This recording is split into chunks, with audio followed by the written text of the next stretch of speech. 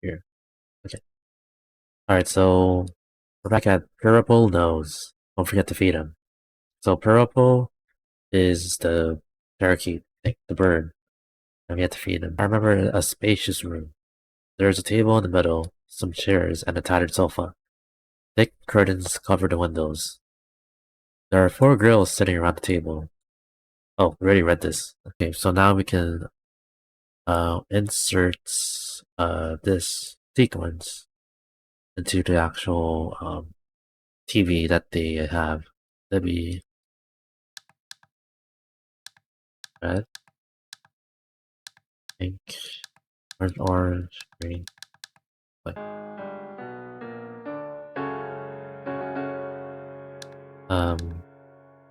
What is this? What is this?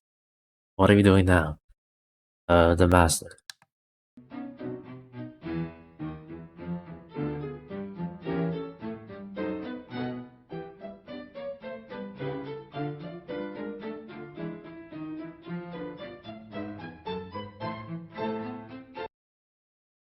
What was that? There's some snake-like game going on there, but seeing that it was 6, that looks like a 3. But what does that mean? Right.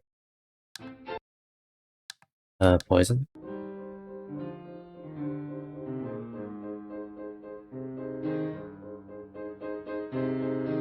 I don't get it. The devil.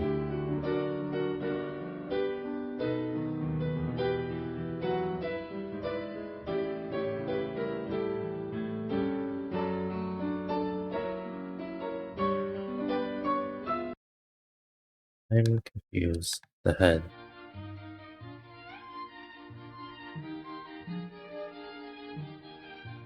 Oh wait, these aren't numbers. These are letters. That was a W. But there are letters. Spectre. Okay, give me a letter. S. Is it the... This is gray. This is gray. Gray. Green. Blue. Does that have to do with anything? I don't know.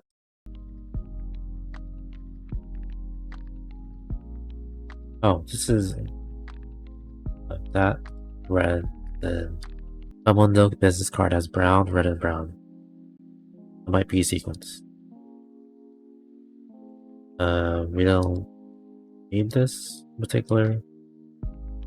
Blue Rabbit is wrong. Emeralds never drinks in public. Palace A13. Candy. Oh. Oh, if you're listening to this, you've got yourself a problem. A big one. This is not a bribe. You brought this on yourself, sweetie. You were curious about the wild side, and you came along for the ride. We're glad you did, but you should know, we got it all on tape. You never know who you'll meet in a dark room. No, honey, you're not the only one to regret the night before and to threaten us. But if you were brave enough to take off your pants, you must now accept the whole world knowing the truth about your male member. So, if you'd rather they didn't, play nicely, dear, and leave us alone. Kisses for you from the Killer Kittens. Oh, okay, that's very much a threat.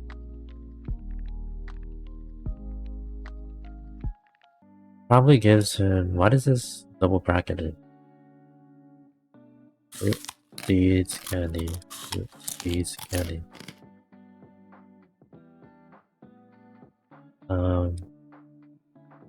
Alright, so this is... I have no idea.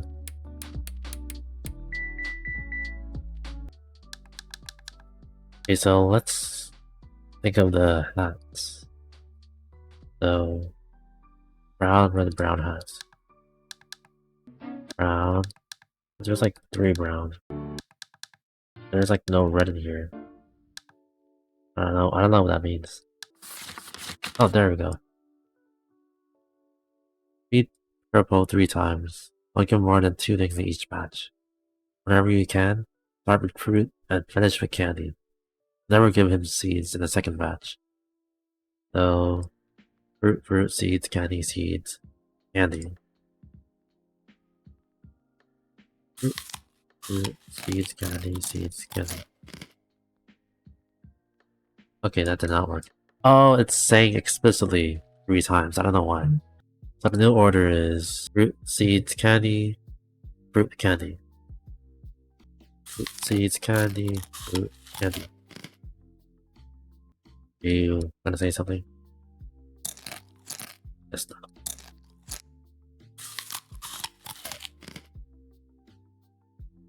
What's a batch? I don't know what that means by batch. Batch is 3? It says 3 times, and do I not do it? I don't know what that means. Like if I'm eating food, and I'm not desperate, I try to hide my food, just chew properly. But if I'm really desperate, I'm really hungry, sometimes I mean I rarely do it, but if you catch me doing it, please say something. I don't mind. So sensitive about you. You still eat on stream. That's the thing about eating on stream. I don't mind it as long as you're respectful of it. People, I don't want to to me it makes me not want to watch. But at the same time, eating is a sacred moment, like at the dinner table or at any other place.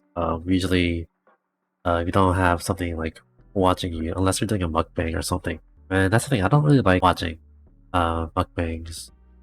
I don't mind watching. I watch a YouTuber, Dancing Bacons. They go to restaurants. It's just two people. Him and his wife. They go to expensive restaurants, or they go to restaurants that no one goes to. But it's a really nice account, and they have the cost of the items on the bottom left, and they convert it to USD. It says feed purple 3 times, so just 3 things. So give more than 2 things in each batch. And what's a batch? I think this means that I have to feed the same thing, but do it 3 times. That's a lot of food. Jesus. Oh, I understand now. So first, okay, let's do some critical thinking. Seeds, candy, fruit, seeds, candy. The second batch is fruit, candy, fruit, candy. If I make this very complex for no reason, and it's actually simple, then it might be really sad. Okay, so we're good with that. And this. Okay, let's see if this works. So first, fruit, seeds, candy, fruit, seeds, candy, fruit, candy, fruit, candy. It's no. Maybe it's just saying 2, 4, 6. So for each batch, we're actually just doing 2 things. Fruit seeds, fruit candy, seeds candy. Alright, let's see if this works. Seeds, candy, seeds candy. The severed head, Oh. Satanus, the specter, the poisoner, and the thunder master.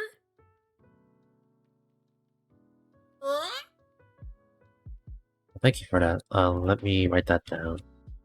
So after that puzzle, Pirapol says this.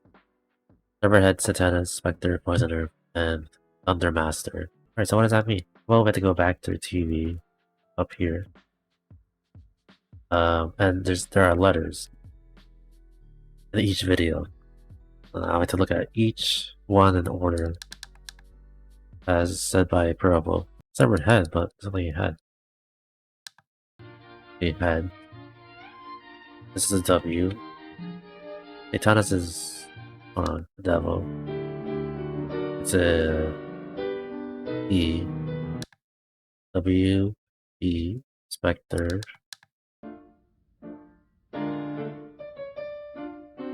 The S.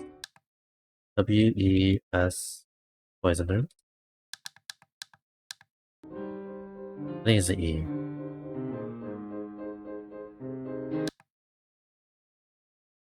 And Thundermaster? Master.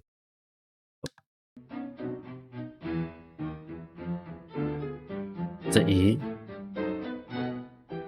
Yeah. W-E-S-E-E. W. E. S. E. E.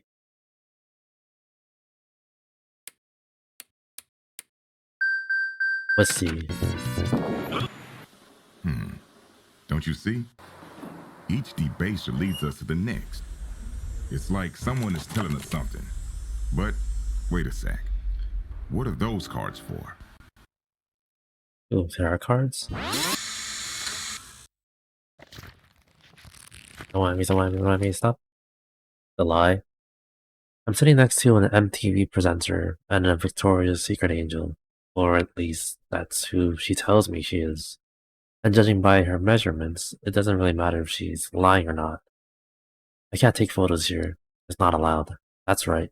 Rich, beautiful people who want to take a walk on the wild side for one night only.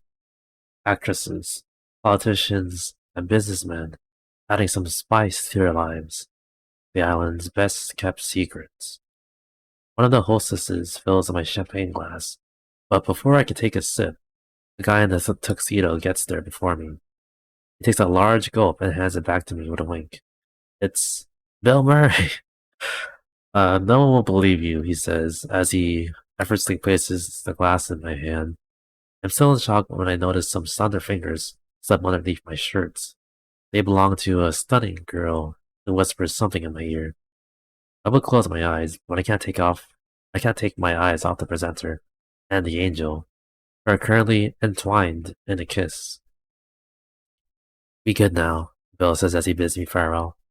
He turns around and walks away slowly to the rhythm of the music. He crosses the room. It's filled with guests drinking, laughing, and fondling one another. Suddenly, Bill stops in front of a tall guy in the green mask, and a girl who looks like a model. He quickly says hello before stretching out his hand and taking the girl's drink, as though he'd done it a million times before. I remember that the guy in the mask doesn't find it the slightest bit amusing. All right, so, you were at the party. Can you remember if caviar was served?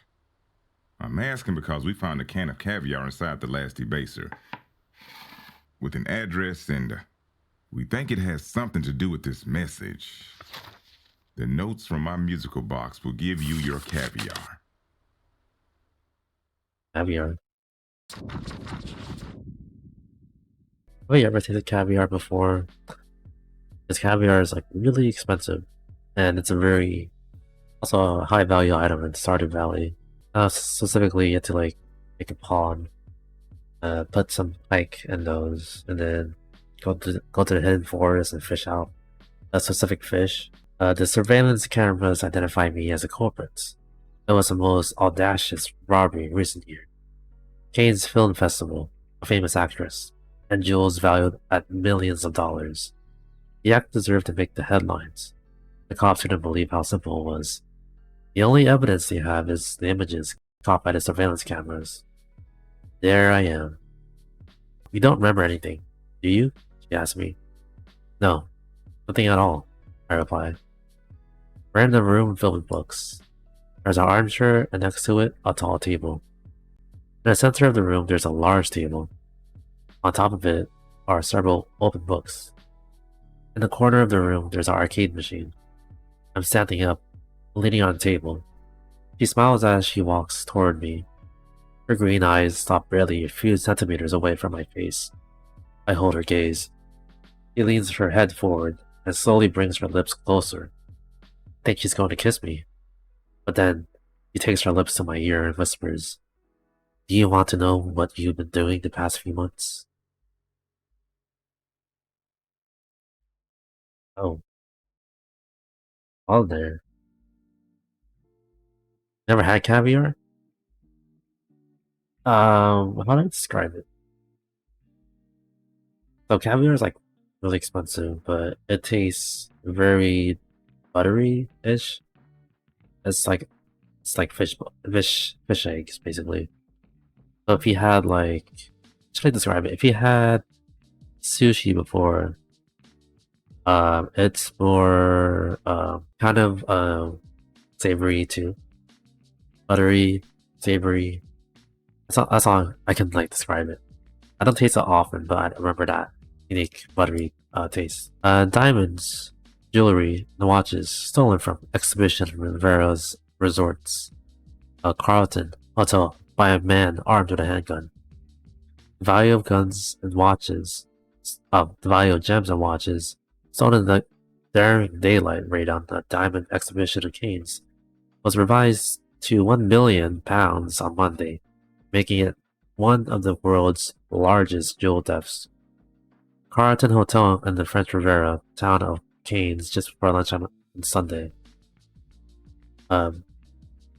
Philip Peak, an assistant prosecutor in the nearby town of Rice, said the men had walked into a temporary exhibition of diamonds in the hotel through French doors that led on Keynes' famous closet. He pulled jewelry and diamond-encrusted watches and walked out. Although the man was seen making his escape on foot, police believe an accomplice was waiting nearby with a getaway vehicle. He took a bag and a small box, and then fled by another French door on the inside of the hotel, Vic said. He left on foot. It was very fast. The exhibition, called Extraordinary, dot.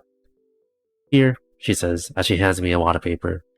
I glance down at the newspaper cuttings. They're all stories of robberies, stolen jewels and pieces of art. Uh-oh, are we being taken advantage of? Feels like we're being taken advantage of. Damn it. That's rough. The majority taken from the houses and mansions of the rich and famous. Yet, all the crimes were clean. No violence whatsoever. Apparently, the loot exceeds $100 million. The police have no idea who's behind it all. Well, now they have a photo. Of me. I can't believe it. Did I really steal all this? I ask. Am I a criminal? She's standing at the arcade machine playing a new game. Without taking her eyes off the screen, she replies, "Better than that. You're an artist. You're one of us." But what about the money? Where is it? I ask her. That's not important right now. The day will come when that question will trigger a stunt that the killer kittens will go down in history for, she replies. But now it's not the time. Anyway, even if I did tell you, you'll remember. Damn it! You've got me again! She yells. She looks irritated, but suddenly her expression changes, and she smiles. How I envy you. If you don't remember the past, you can't feel guilty about it, can you? She turns to me and gestures to the game of her hand. Come on, come play a game. That will help you relax. Just one piece of advice. Don't play with Big B if you want to get a high score. I go over to the arcade machine. I take the joystick in my hand, press the button, and start to play. Is this a rhythm game? Ooh. Press play.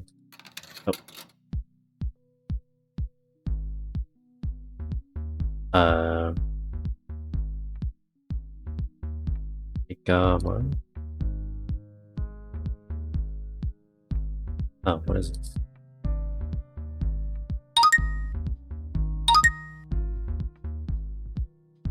This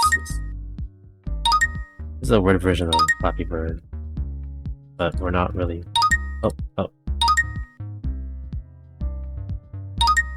Like, are those figures out to get us? I'm confused.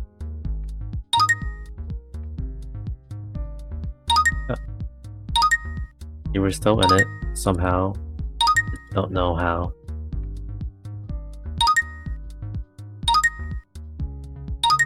It's just 51? 1,000, what the hell? Alright, baby. Like that. Oh, this one. What is, Big B?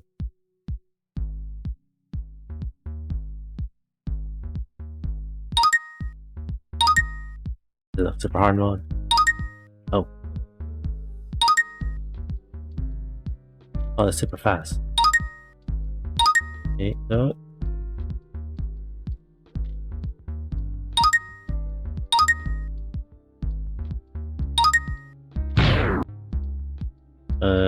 Yeah, not gonna do that. Not gonna get the high score. Afterwards, she hands me a photo. I glance down at it. He looks well built and younger than I thought. About 40. His name is Jay, but I knew that. I have it tattooed on me. Jay Samrose. A tough guy.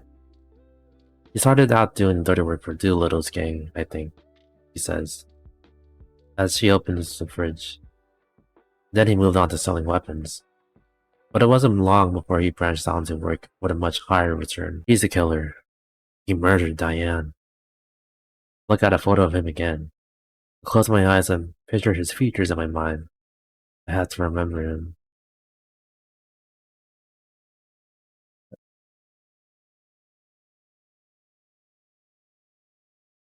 We're in the kitchen. She's wearing a baggy white top. Nothing else. I'm sitting on a stool. That's when he started the robberies and kidnappings, she continues. Dangerous work indeed. But if you do the job right, you can walk away with a fortune. And, in fact, Samras always does it right. The police know exactly who he is, but they can't touch him. He knows people in the right places. I don't know if he pays them or blackmails them, but he's practically untouchable. Someone has his back, and I mean someone very powerful. I'm sure of it. He walks over to me holding 2 beers and clicks them open. He hands me a bottle and continues. Came over from Russia 3 years ago and hasn't wasted any time. He moves a ton of money and is impulsive. You'll find him surrounded by the rich and famous, but he's nothing more than a gangster.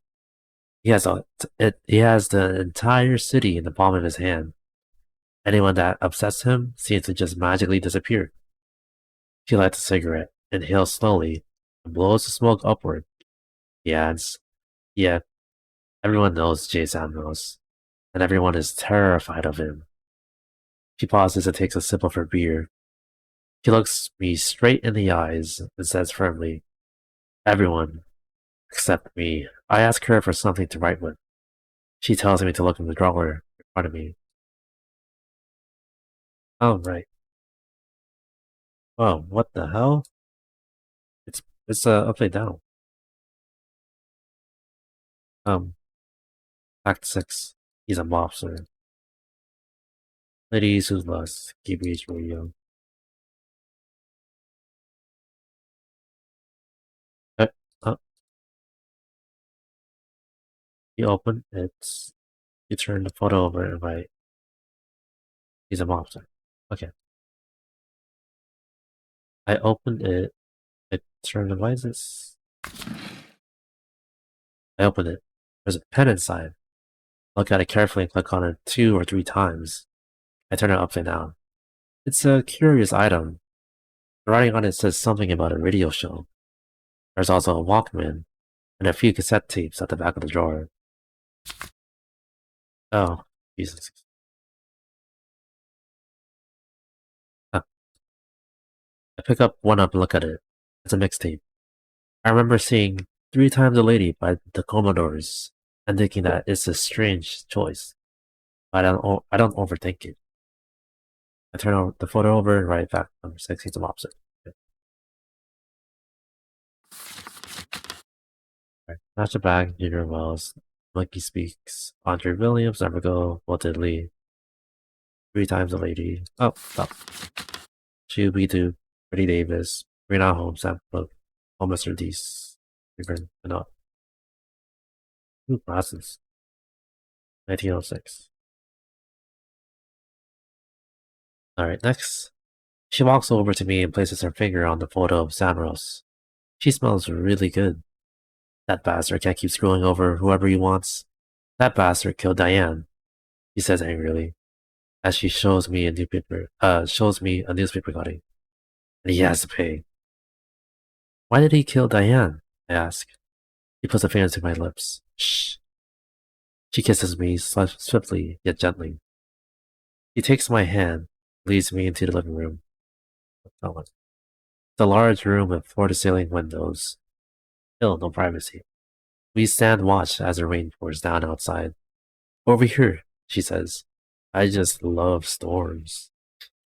We walk around the grand piano in the middle of the room and go stand by the windows. How are you so sure it was him? I ask. She doesn't reply. Her eyes are fixed on the sky. She's waiting for a bolt of lightning. Then she turns around slowly. Her fingers start to undo the buttons on my shirt. There's a clap of thunder. Her eyes don't leave mine. I was right. She's not wearing any underwear. Ew. She kneels down in front of me. Okay. She tugs on my hand for me to go under the piano with her. Then she takes off my shirt. She runs her hands over my tattoos. She touches my lips and kisses me delicately. Yet, she suddenly stops. Close your eyes, she says. I obey. She places a pair of headphones on my head. I lie back on the carpet. She pushes play. Close your eyes. I love to caress you with my fingers. Can you feel them? Now, I'm going to take your hand. Yeah. My fingers are going to slowly caress your palm, your arm, like this. I touch your neck, graze your skin. My fingers distract you. I run them gently through your hair.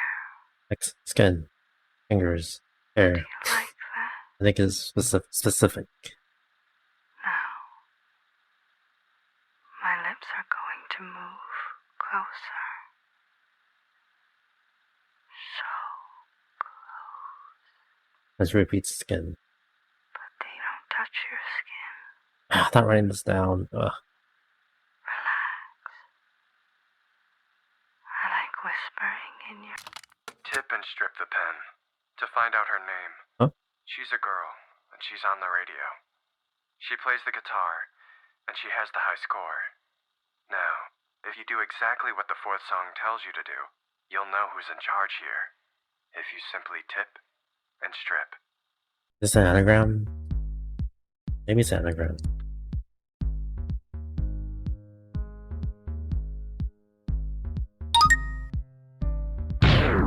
Juliet, 1836. Okay, Juliet 1836. And strip. 1, 2, 3, 4. 3 times a lady? Tip and strip the pen to find out her name. She's a girl, and she's on the radio. She plays the guitar, and she has the high score. Now, if you do exactly what the fourth song tells you to do, you'll know who's in charge here. If you simply tip and strip.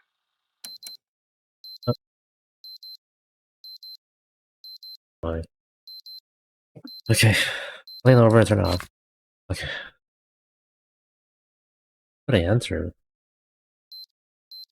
Oh my god.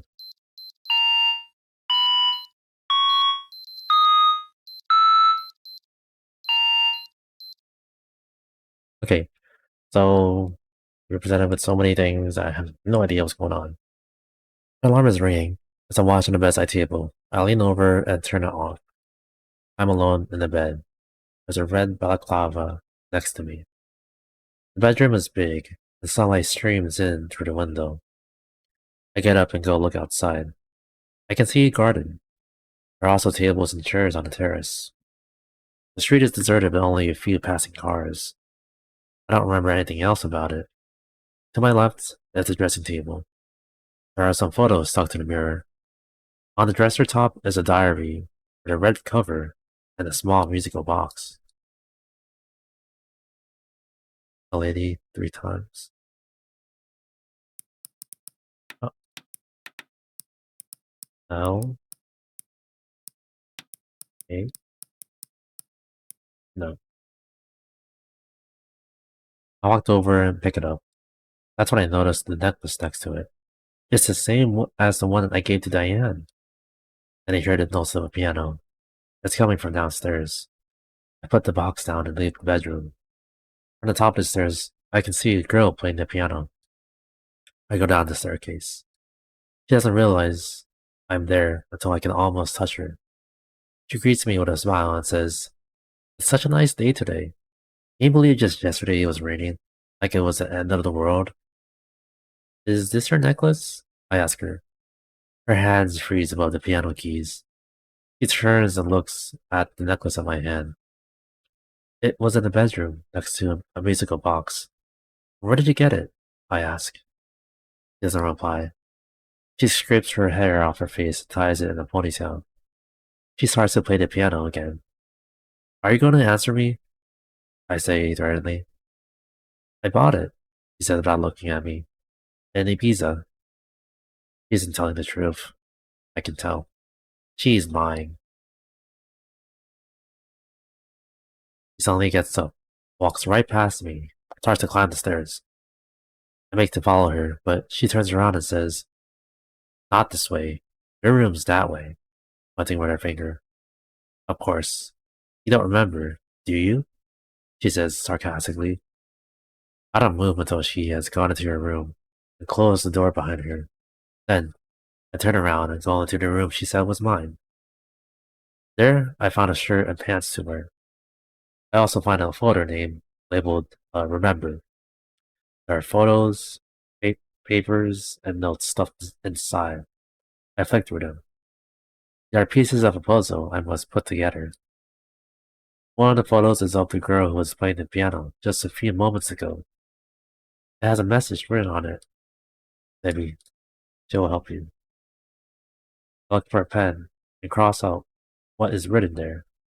Below it, I write something that I can't forget and slot the photograph into the folder.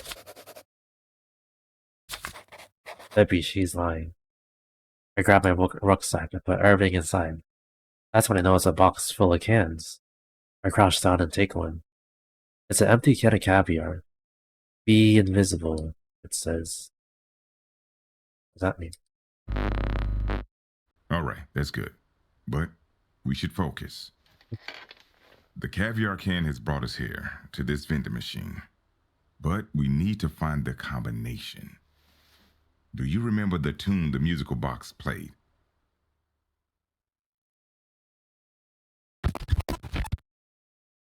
Um, oh, this one?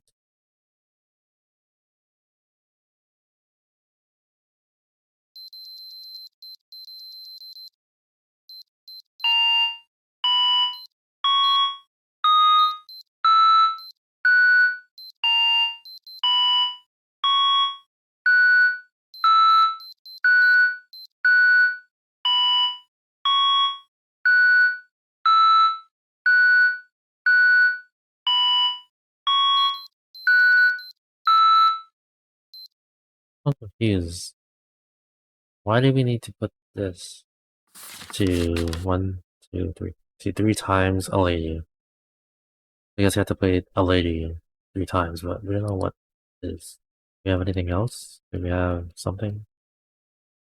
Give you caviar. What is the code to the box? Leve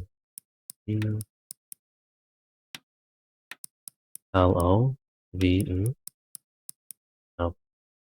Like, what's this 3 times a lady? Oh, the high score was Juliet's. It's 1836. That's it.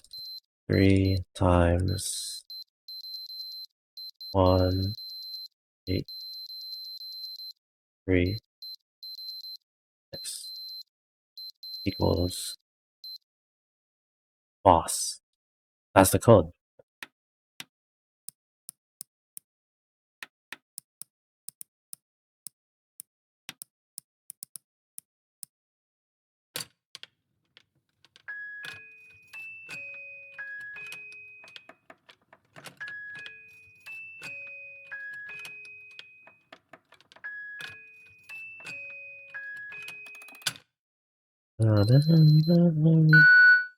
Oh.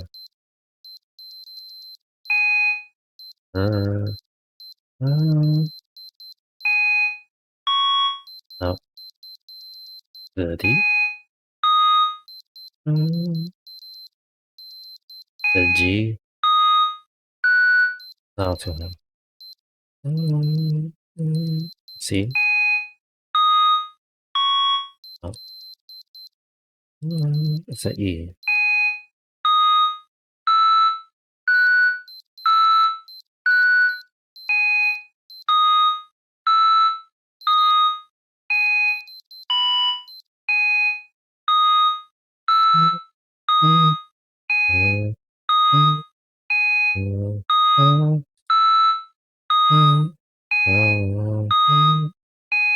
Nine.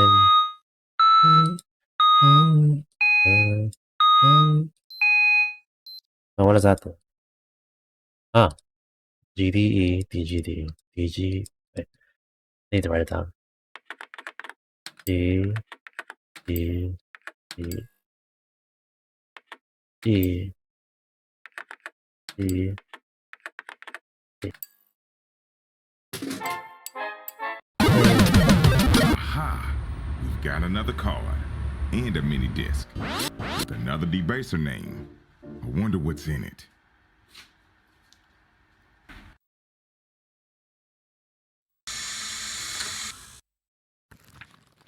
Wait, no, I missed one. Let me stop.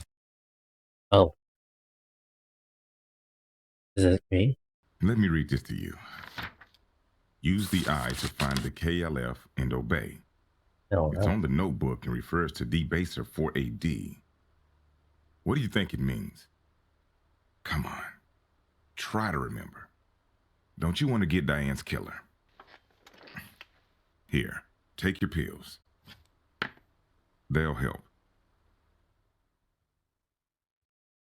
Because I keep writing that this game is very, very, very, very white. It really brings out a very light to my face, so I don't think I just need one light. So I use the I to find the KLF and obey. So I ask her if she has killed anyone before. She doesn't reply. She's too busy opening a briefcase. She takes out a gun. I don't recognize the place where I am. I'm in a large, dark room. The room has several windows that look out into the street, but the green curtains are drawn. It must be on the 4th or 5th floor. The room's decor is modern. There's a leather sofa, designer lampshades, avant-garde paintings, a small bar, and a marble statue of Venus. There's also a photocopier in the corner printing flyer after flyer. It's easier than it looks, she says, as she stretches out her arm and points at the sculpture. Aim, pull the trigger, and bang! She walks over to me, winks, and hands me the gun. Go ahead, make my day. You'll have exclusive party, digital audio, mini discs. E&E, scotch and whiskey, and lipstick. It's lighter than I thought. I hooked my finger around the trigger. I raised my arm and pointed at one of the paintings hanging on the wall. Just think of Diane, he says, as she walks over to one of the windows. Remember what he did to you the night he broke into your apartment and shot you both? Remember what he took from you. If you don't kill him, he'll kill you, and me, and Jamie, and Kim. He'll kill everyone. She has taken her telescope and a tripod out of the briefcase. She sets it up next to the window. Oh, what's that for? I ask. It's the eye of the beholder, she replies. Samrose will arrive at the hotel in a few hours. By then, Kim and Jamie will have already checked in as Patricia Arquette and her secretary. If everything goes to plan, they will just so happen to bump into Samrose. And knowing Samrose, you won't be able to resist having a few drinks with a famous model. Uh-oh. There's a note that says Samrose doesn't drink. Yeah, I was like, wait, Jamie? Oh no. Samrose, Jade doesn't drink. Okay. Shimon has the same colored eyes as her. They could be twins. I don't think Samrose would realize it's a trap. The main thing is that Jamie manages to get Samrose to the room without him realizing that Kim is mute. You can watch everything from here with the eye of the beholder. That's Kim. Mute? I ask, but she doesn't seem to hear me. She's pouring herself a drink. Once they're in the room, that's where you come in, she continues. We'll see everything from here, she says and points to the telescope. It's pointing directly at the hotel opposite. Come here and take a look. You can spot some interesting things spying on the hotel rooms. Where are we? I ask as I walk over to the telescope. Here, have some whiskey. It'll help calm your nerves, she replies and hands me a glass. I take a sip. It tastes good. It has a flavor that brings back memories.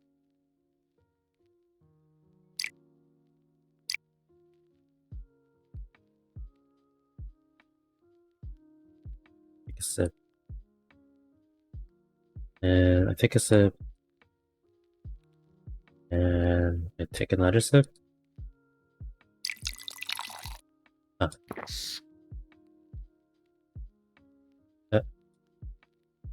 Also leaves, yes. This is literally also leaves. Oh!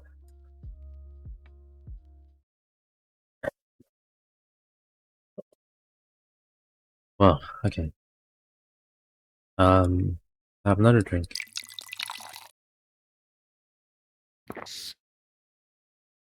And Patricia Arquette eyes. Oh! What the heck? Kill. Use the eye to find the kill and obey. Wait again.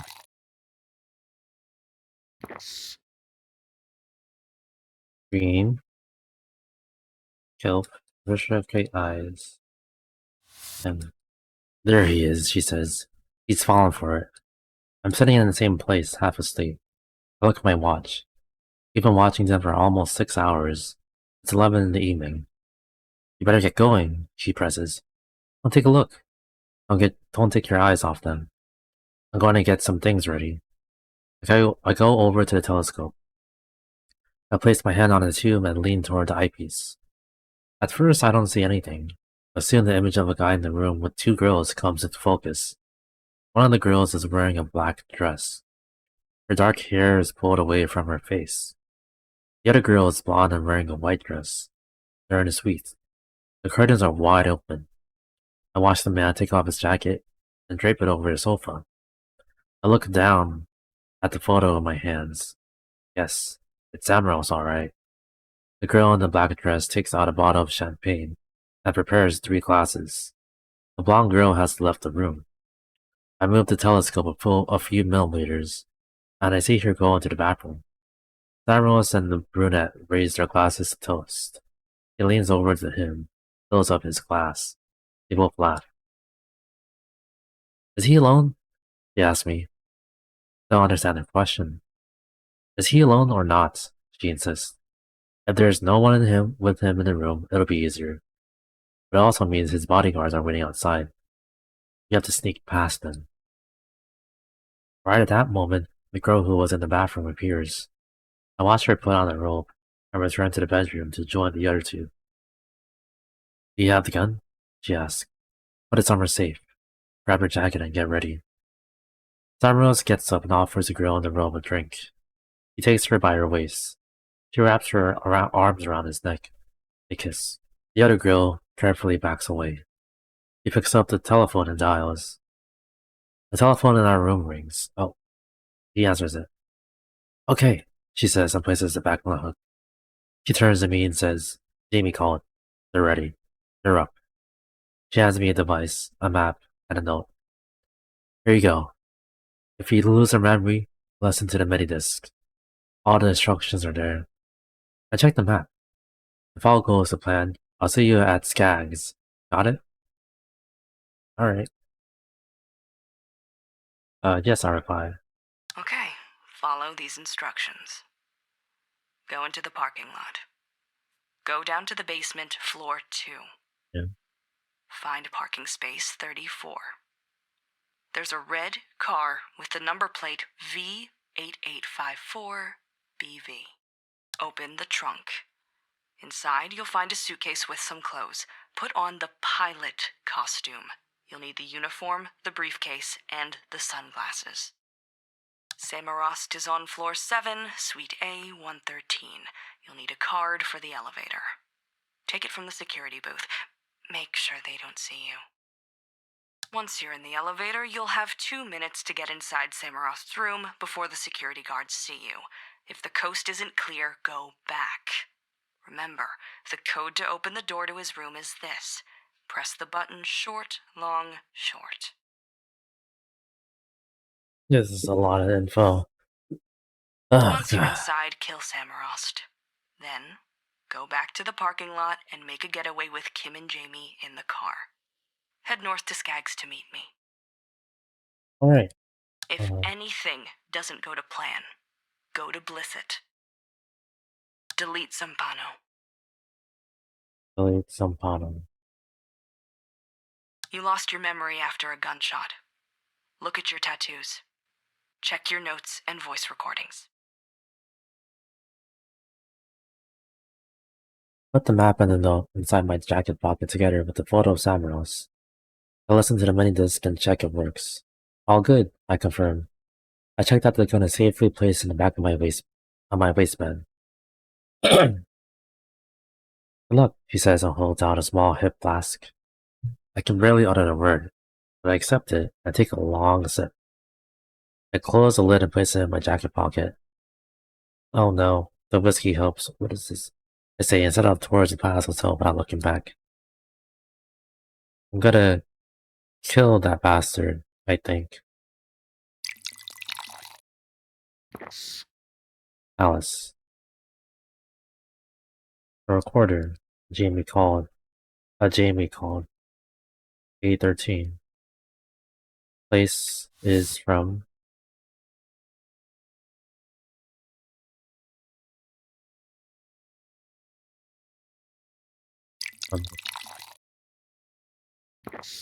Palace. Jamie called Palace. Jamie called Palace. Place is. Oh. Here's one more time.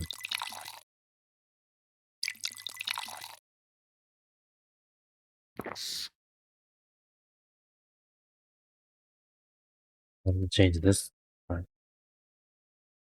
I'll kill that bastard. Okay. I leave the building on foot as I listen to the instructions on the mini disc. Across the street. I step through the entrance to the parking lot. I call the elevator. I press the button and go down to the second floor. Oh. The door is open. I go into the parking lot and head directly to the ticket machine. I insert a coin. Then I look for parking space 34. I open the trunk. Oh, the car is there. I take out the car keys. I open the trunk. There's a briefcase with several disguises inside. I put on a waiter's uniform, Hummer's overalls, a tuxedo, raincoat, baseball cap, hat, sunglasses, mustache. Oh yeah. Pilot suit, briefcase, and sunglasses. Yeah.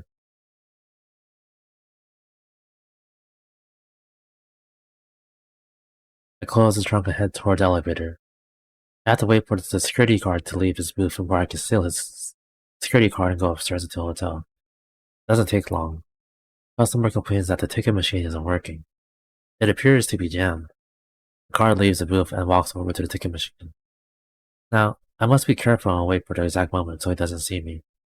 When he turns his head and looks away,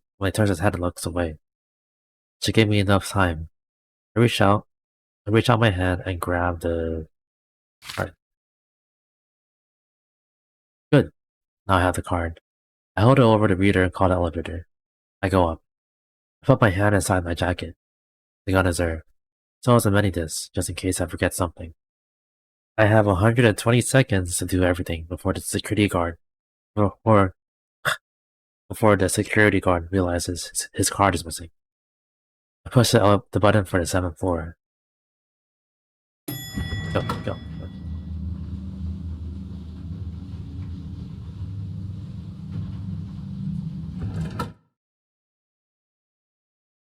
The door's open.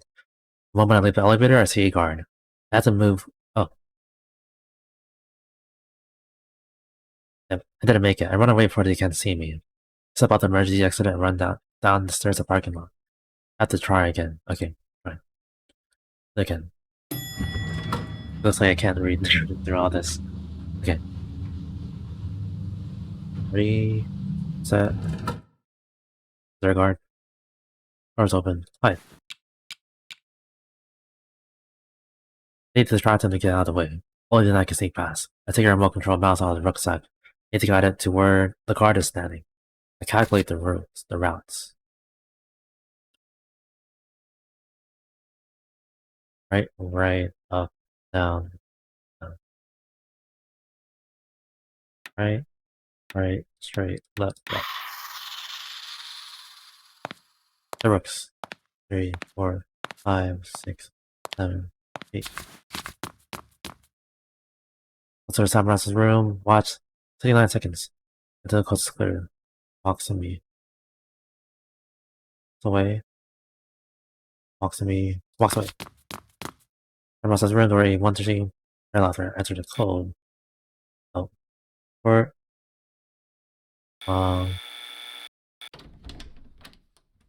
step away from the people, wait for the door to open, set my hand in the jacket, grip the gun. The one guard opens the door, slam the butt of the gun into his head. He falls to the floor. Step in the room and carefully close the door behind me. Apart from the guy on the floor, there's nobody here. Emerald's coat is still dripped across the sofa. There's a champagne bucket and glasses on the table. I creep toward the bedroom door. It's ajar. I hear laughter from inside the room. I peer through the gap and see the two girls in their underwear. Sam Rose is wearing only his underpants and socks. The blonde girl is flirting with the brunettes. I burst into the room and point the gun. The girls rush out of the way. Sam Rose stands there with a glass of champagne in his hand. He stares at me in shock. He tries to say something, but I don't want to hear it. Shoot. He doubles over. He clutches at his stomach with his hands. I shoot again. He falls back. The impact of the shot lifts him up off the floor. He flies backward onto the bed. His body twists in pain and slams onto the floor. The girls are huddled in the corner behind a small armchair. I take a few steps toward the bed. Samaros is sprawled across the floor. He stirs. I turn his body over with my foot. His chest, hands, and face are covered in blood. I stare at him in silence. Who are you? What? He manages to utter. I take out the photograph and something falls from my jacket pocket. I think it's the map. I make sure it's Samaros. Then I aim at his head. The brunette watches me from the back of the room. The image of Diane flashes before my eyes as I pull the trigger. Oh. He doesn't move. I walk over and check that he's dead. The blonde girl has picked up her clothes and stuffed them into the suitcase. Now she's wearing jeans, a t-shirt, a bomber jacket, and a New York Yankees baseball cap. The brunette comes over to me. She asks me to hit her. What? I stutter. Just do it, she orders. I stare at her. I don't understand. I wasn't in the instructions. Do it, goddammit, she yells. She punches me. I punch her back. Harder. Again, she commands. I obey and she falls to the floor. Pick me, she says.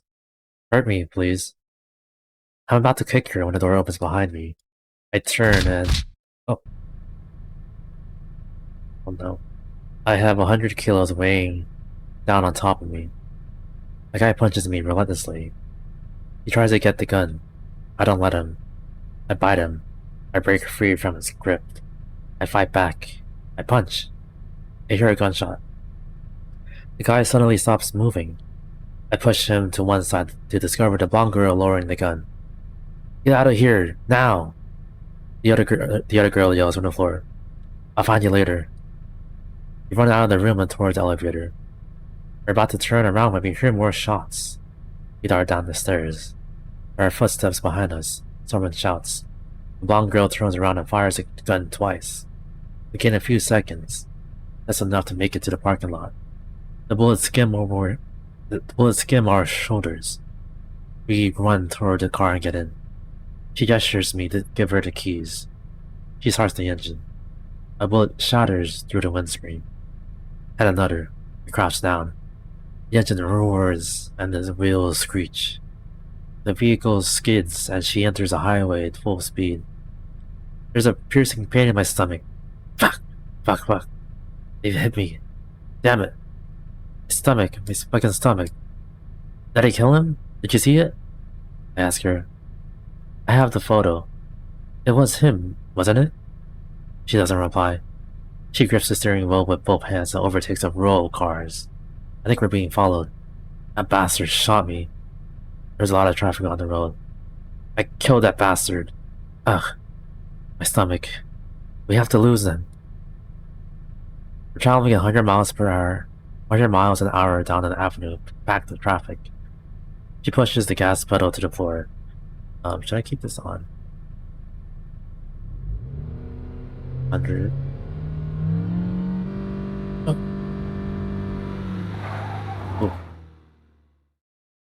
Oh.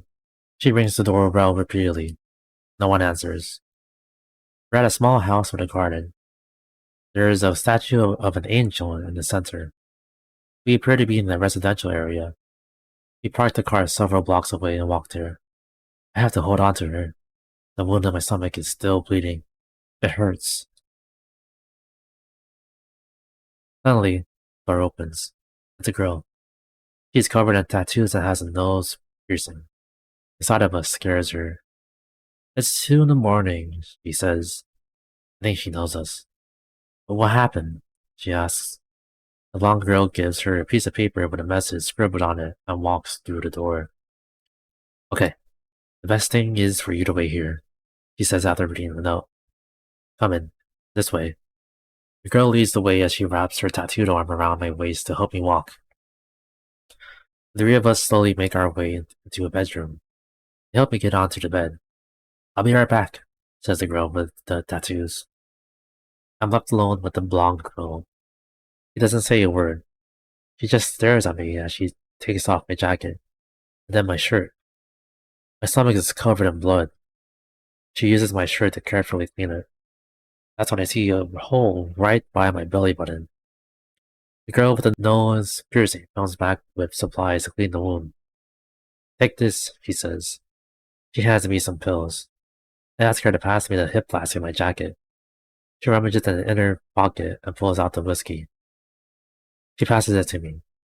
I open the lid and take a sip. All of a sudden, her face changes. She looks furious.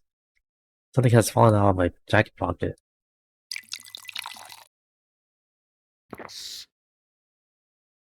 Girl tattooed, though, with a nose piercing. An angel. Skaggs is there in the telescope. Wait, hold on. Susie Kala. Delivery Essentials. Dressing with... It's a necklace. He holds it up to me and points at it. First at the necklace, then at me. I don't understand what she's trying to say. And she grabs me by the neck. Her grip is strong. She raises her hand and closes her fist. She's going to hit me. But before she can, I stretch out my arm and grab the gun. The doorbell rings. The tattooed girl opens the door. It is the other girl. She's been beaten up. She's wearing a t-shirt with a scorpion on it. What is going on here? He asks nervously. Are you all okay? None of us answer her, but she walks into the room decisively. At first hugs the girl holding the necklace, and then the blonde girl. Then she walks over to me and asks me how I am. She seems to know me. I show her my stomach. The blonde girl doesn't speak, taps her on the shoulder, and shows her the necklace. The face of the injured girl suddenly changes. Where did you get this? She asks. I tell her to take a look at my jacket. She empties my pockets and takes out a photo. Oh. I tell her that I took the necklace from the girl in the photo. She doesn't like what I just said one little bit. She stares at me in rage. I lift the hip flask and drink a few mouthfuls as I look at her bruises. Debbie, she's lying. Debbie is a scorpion? Debbie is a scorpion?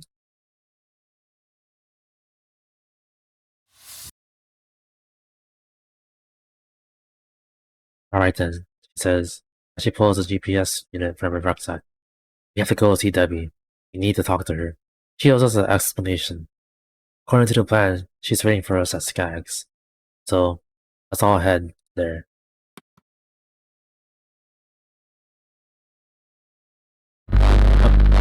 Skaggs. Correct. That's the place. We went there and found this debaser. Then we set up the telescope, and now I guess we need to find the KLF. So, KLF. What does that mean? Is that what we need to look for with the telescope? I don't know. KLF sounds...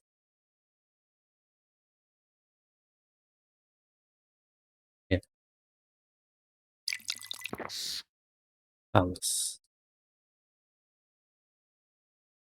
Play window. I think there's something with the... What's this?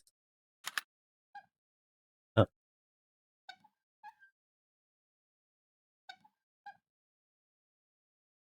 Beeping.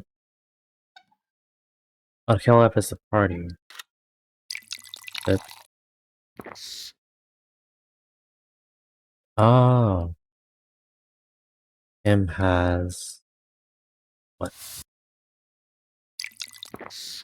Kim has Arctic's eyes, Patricia. It is a Fandango. It is a Fandango? What's a party? What's a party?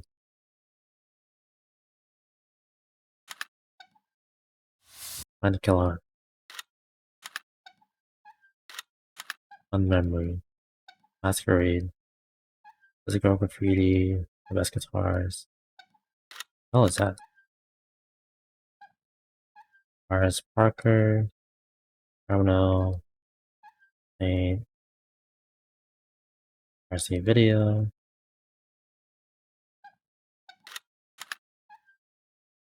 Like creepy. Oh, hello.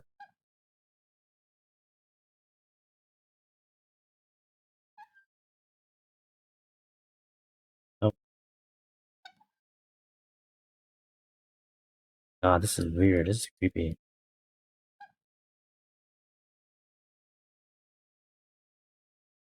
Kill. Where is it? RUKLOF. ALF. Oh.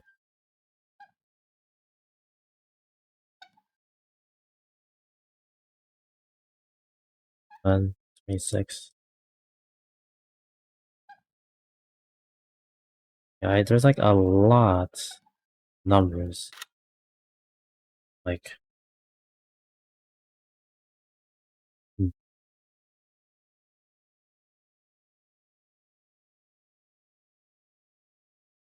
what this? It has been reported that we do what we do for a just cause. A cause that inspires us to shed light on a truth that these large corporations and governments find difficult to swallow. They say that our actions make people take a closer look at the consumer culture we live in. And that's right. But there's also something else. Something so satisfying about the stunt itself. The excitement that comes along with doing something prohibited. The kick when you imagine the consequences of what you're about to do. People's faces, the reaction of the mass media. These are all powerful reasons to follow through on all these ideas in our heads. We shouldn't feel bad for following a passion. Even when that means going into Route 66 motels and swapping the Bibles for books by Marquis de Sade. And we don't need to start a commentary in order to do so. The commentary is the action itself. And what matters is what emerges within us. I doubt the Sex Pistols ever considered playing any other kind of music. I believe they played straight from the soul, and that's what brought them together. I don't trust those artists who give themselves a label before they even start to create music. That's just marketing. That's making art a business. And that's what we're fighting against.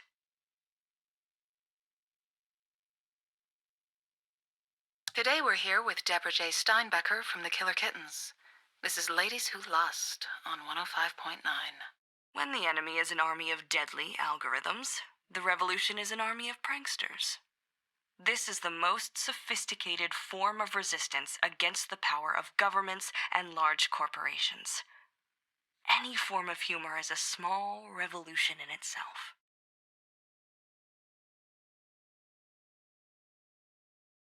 The concept of culture jamming has been referred to as a resistance movement, the sabotage of cultural hegemony. Yet, there are those who would prefer to define it as, quote, evasion on a personal level of all forms of herd mentality. Would you agree? In fact, culture jamming can't be defined as one specific political view or message, or even as a cultural outlook. The common thread here is the use of irony to examine the homogeneous nature of the popular or mainstream culture broadcast by mass media. In some cases, it can also be referred to as guerrilla communication, as it opposes the government, those in power, established order. You're listening to 105.9, and today we have Jaime Bermudez on the controls. I'm Diane Bonet, and this is Ladies Who Lust. Yeah. Could you tell us who your influences were for this artistic movement? It's difficult to name them all, but yeah, there are other people out there doing the same thing. We like Joey, Skaggs, and the Cat House for Dogs. He made the news with that prank. And not Joey long after, Skaggs? he made a comeback with his fake celebrity sperm bank. That story is awesome. There's also Alan Abel, who set up a school for beggars. Barry Bremen, the great imposter who sneaked into a Super Bowl dressed as a cheerleader and into an NBA All-Star game posing as one of the players. Here in Europe, we follow the justified ancients of Mumu, burning 1 million pounds. It's just amazing. And also, they made a laughingstock of the art world with the K Foundation Prize for the worst artist of the year. I don't know. There are many more, like the Cacophony Society and the Barbie Liberation Front. Interesting. What time? Could you tell us who your... In the building named after a type of whiskey, the windows the color of Kim's eyes. In the building named after a type of whiskey, the windows the color of Kim's eyes. The answer to life, the universe, and everything is a magic number between providence. The answer to life, in the building named after a type of whiskey, the windows the color of Kim's eyes. The answer to life, the universe, and everything is a magic number between providence and the place where Jamie was born. Underneath my sign is my lucky number. Count the letters of Little Rabbit's favorite bar. One of Bowie's classics. Keep listening and you'll see. Then multiply by 3. 1 'cause you left me. 2 for my family. 3 for my heartache.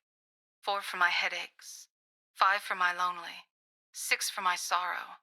7 no tomorrow. 8, I forget what 8 was for. 9. 9 for a lost god, and 10. 10 for everything.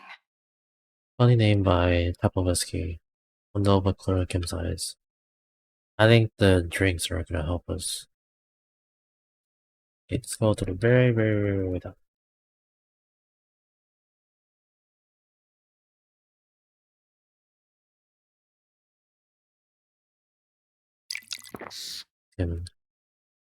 Kim has pattern, eye of the beholder.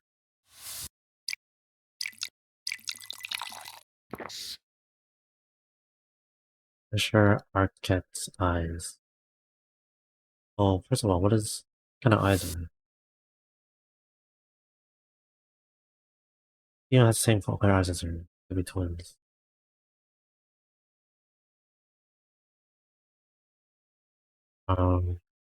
What color were her eyes? I have no idea.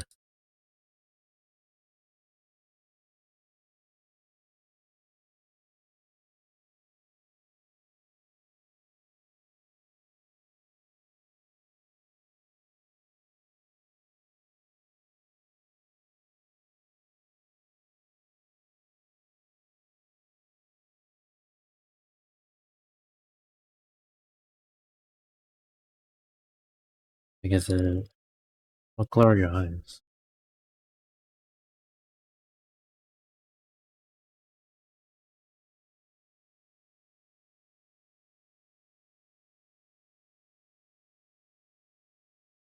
Swan.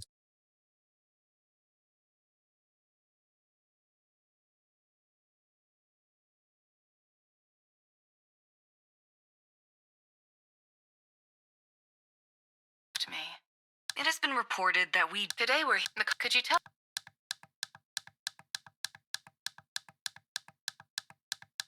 In the building named after a type of whiskey, the windows the color of Kim's eyes.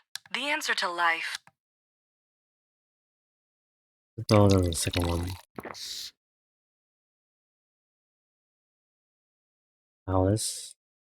Jamie Cobb at Jamie Cobb Palace.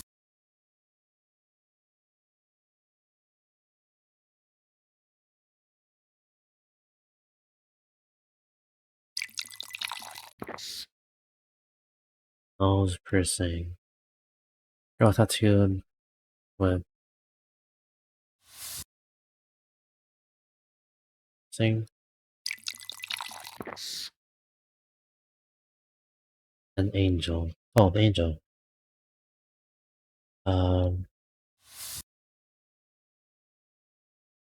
Where have I heard angel before?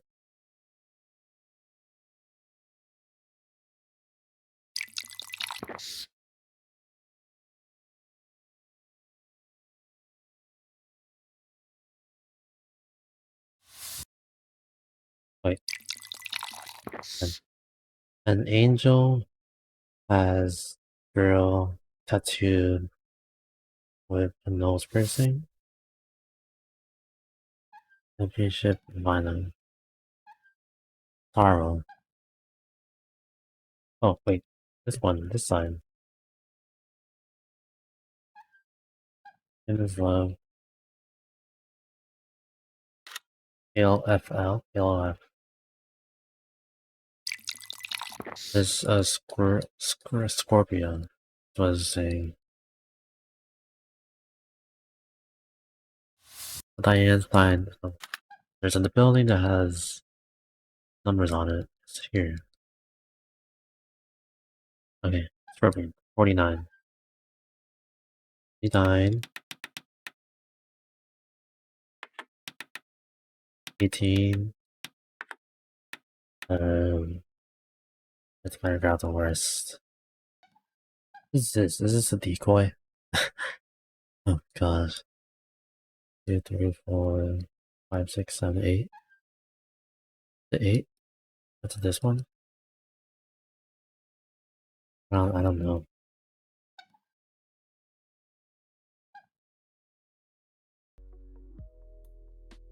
Track 1 to 59. Wait a minute.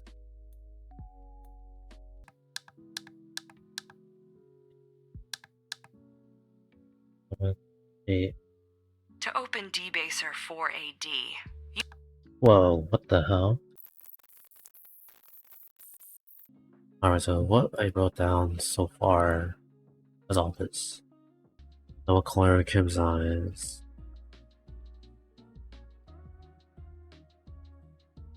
The life universe and everything between Providence and Palace. So it's 29, 3, 18 are the numbers I have so far. Where did I get 8 from?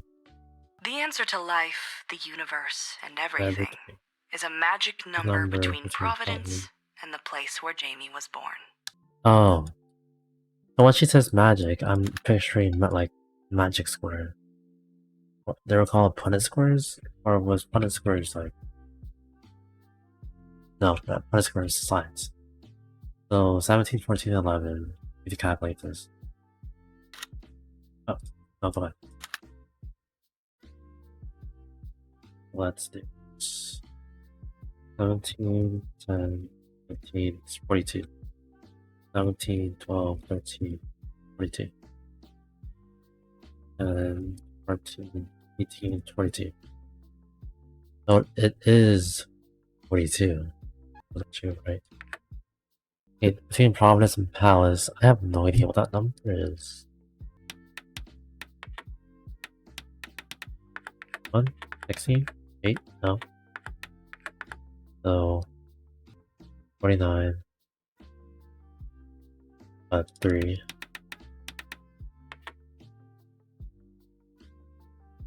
And then one of Clara Kim's eyes. I do 21, 99, 120. Any of these numbers. Oh. We've opened another one. Good. Wait, what's this card? The cantina. Have you ever been in this place?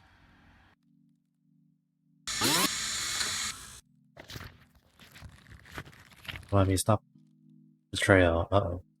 I'm sitting in the car. My clothes are covered in blood. There's a sharp pain in my stomach. My whole body hurts. The door of the driver's seat is open. What happened? I dig deep in my pockets. I find some photos, notes, and a jar of pills. I don't remember what they're for. Someone bangs on my car window. It's a guy with a beard and a hat. I think he's wearing a brown jacket. Do I know him? He says something, but I can't make anything out. He eventually goes. I wait a few minutes, and I get out of the car. I walk along the street. The sun is shining. The streets are deserted. There are no supermarkets or stores. No one to ask for help. I really need help. I'm wounded. I keep walking. To my right is a tall billboard. Behind it I can see a garden. Without realizing, I find myself in front of a huge iron gate. There's no bell, but the gate is already open. I go inside. I cross the garden on a stone path toward what looked like a chalet. There's a porch with a terrace and some chairs. I think I've been here before, but I couldn't say for certain. I left my notes in the car. My photos, the camera. I guess it doesn't matter. I go around the side of the house and stop in front of a large window. I can see 3 women inside. They don't see me. I need help. Maybe they can tell me where I am. I retrace my steps. I find a door. It's locked. I follow a garden until I find another door. This one's smaller. I try the handle. It's open. I go inside. I walk through the doorway into the kitchen. Huh? This is like deja vu. It's a spacious room with an island in the middle and a dining table to the side. There are some plates and a mug on the countertop. There's no one here. I see a telephone. I try to think who I could call, but I don't remember anyone's number. Oh, another thing to know. Our character has like memory loss. A memory loss. And yeah, this is a I think he doesn't know that he has tattoos because he can't remember that he has tattoos. He left all his notes, he left his camera in the car, and like he's just wandering through. He does not know where he is or what he's doing. Okay, let's go in front. I'm in the foyer. There's a long mirror. I remember seeing myself and thinking I look a mess. There's a chest of drawers, a small bench, a coat stand with a hat, and a scooter. There's also an entrance in front of me that leads to another room. It looks like a library. I hesitate. I can either go inside or go back to the kitchen. Go back. Let's go to the right. There's a staircase that leads up to the second floor and down to the basement. There's no one around. Maybe I should go back. In front. And let's go inside. I go into a small room. The shelves are stacked with books.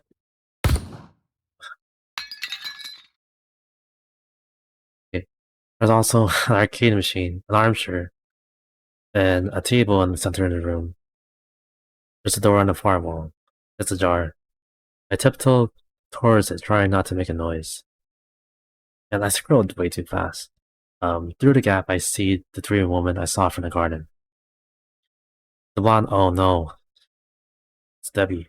The blonde woman is holding a gun. She's pointing at the other two women. Her hands are shaking. They're arguing. They scream. She shoots. I think the red-haired girl falls to the floor.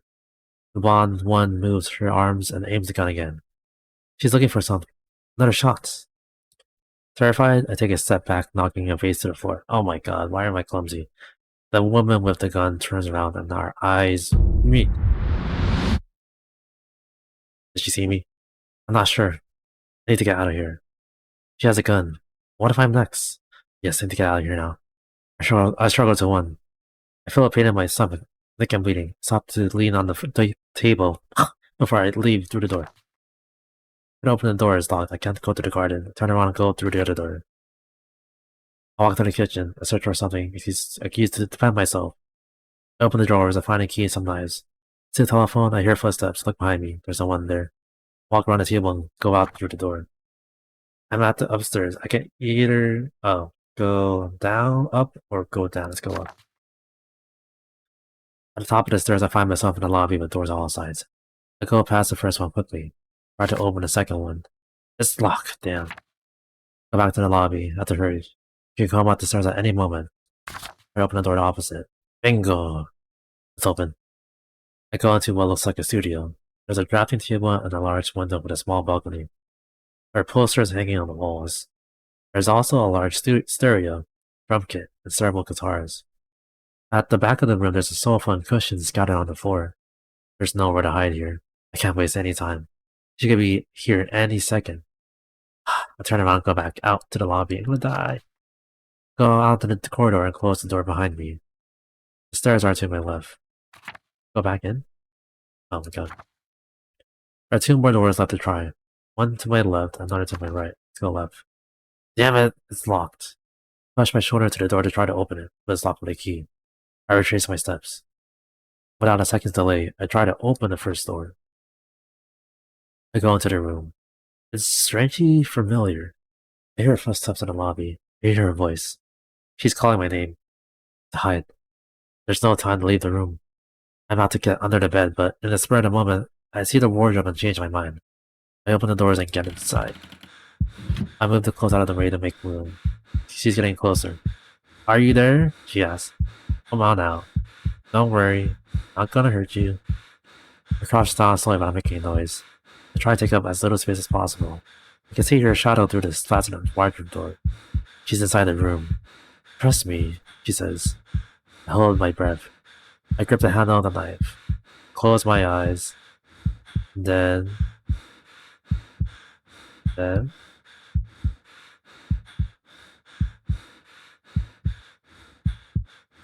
Like if this was on mobile, on the iPad, I would be like... But no, I can't do it. What do I do? I don't know if it's broken, it's worked, or... Oh my god. What is this?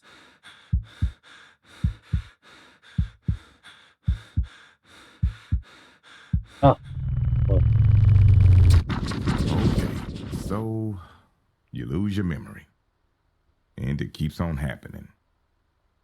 But what happens afterward? Does it come back? All right. Perhaps this will help you. It's also in the red notebook. See, listen. Nadon, Greedo, and Baba will let you in at the cantina. Okay? So, do you recognize the names or the symbol? Do you remember anything that can help us?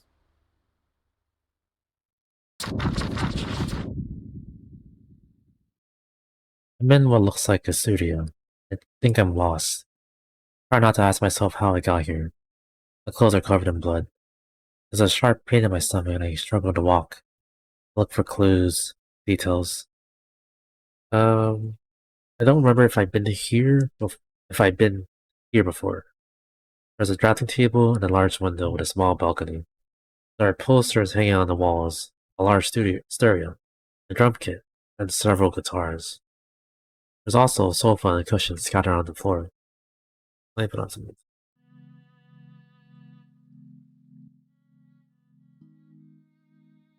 There's a filing cabinet with over 20 drawers. The shelves are stacked with CDs and cassettes, but it's the slide projector that catches my attention. I turn it on.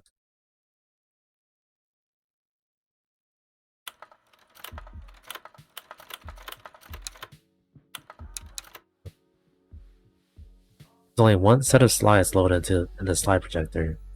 The other two boxes are empty. I look at the images for a few moments and decide to leave. I'm in the middle of a lobby. There's a door to my right. To my left, there's another door. The room with the slide projector is right in front of me. This room is pretty empty, the guest room. There are no posters on the walls or bookshelves. Just a rucksack with some clothes and a folder filled with notes, papers, and photographs. Wait, I remember there is also a camera, a voice recorder, videos, tapes, and some batteries. I decided to take everything. Perhaps it will help me make sense of all this. Suddenly notice a kitchen knife on the floor, but I don't pick it up and leave the room. My left is on a door. It's locked. Need the key. In front of me, there are 3 doors I still haven't tried. The first door.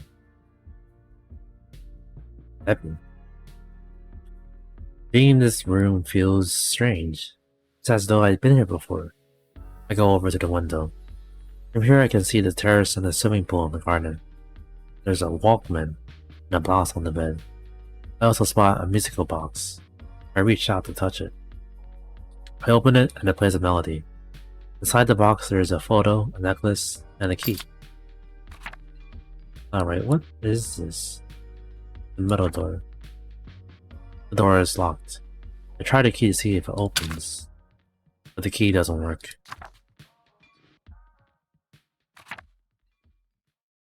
The room was full of electronic devices. This is Jamie's room. They're scattered everywhere. There's a stack of records on the floor and a record player. There's a record. Ah.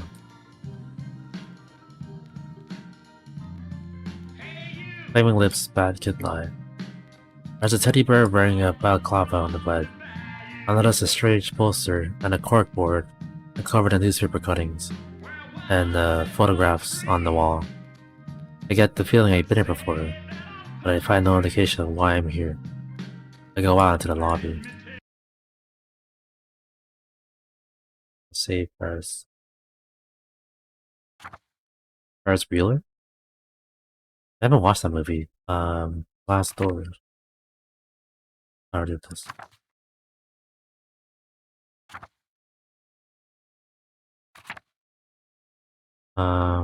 Staircase at the far end.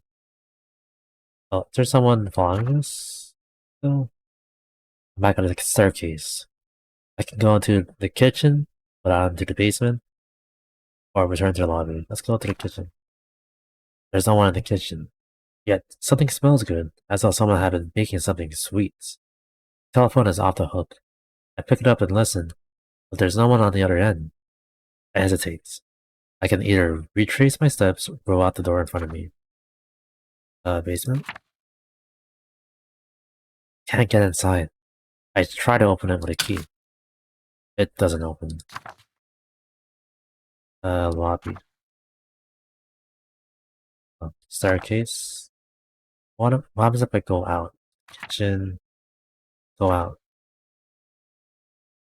I'm in a foyer. There's a full-length mirror, a chest of drawers, a small bench, a coat stand with a hat, and an umbrella. There's also a scooter. On top of the chest of drawers is a set of keys. Ew. I see a door that seems to open onto the street, but is locked. At the end of the floor, there's an entrance that leads to another room. I go into a small room. It reminds me of a library. The shelves are stacked with books. There's also an arcade machine, an armchair, and a table in the center of the room. There are shards of broken porcelain on the floor. It's a vase, I think. I step carefully over the pieces and stop to glance at the books. Nope. The one blue dress. In a lonely place. Queenpin. A rage in Harlem. Black Wings has my angel. I suddenly hear a cat meow. I lift my head, but I can't figure out where the sound is coming from. There's a door that leads to the living room, and another that leads to the foyer. Living room. I walk through the door and go into the living room. I step on something and hear a crack. It's a photo frame. I crouch down and look at it. That's when I notice an arm lying on the floor, behind the sofa. I get up and walk over. There's a body. It belongs to the red-haired girl. She's covered in blood. I think she's dead. I'm terrified. I scour the room. Is there someone else here? How long has she been dead? I take a few steps and spot a large puddle of blood on the floor. And I see her running toward me. She looks scared. She tells me that they've killed her friends. Who did? I ask. Samaros. He replies and hands me a black briefcase. Here, take this. I'm paralyzed. Quick! She rushes to me. We have to hurry. He's after us too. She takes my hand and pulls. On the other hand, she's carrying a gun. I ask her, where are we going? She doesn't reply. She opens a large window and we climb out into the garden. No thanks.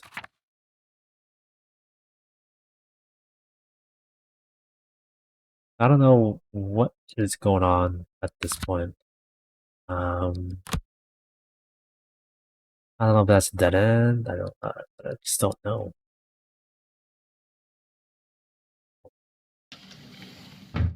I leave the house. There's an argument at the end of the short garden path. I cross the garden without looking back. There's a car outside. It's blue.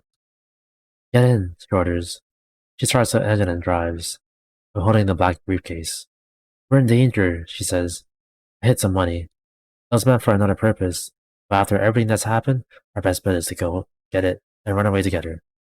She looks at me, and even though she's nervous, she smiles. Okay, all right. So you both leave. But wait, let's go back to the red notebook. We got to the door of the cantina, but it seems to have a 3-digit combination lock. See?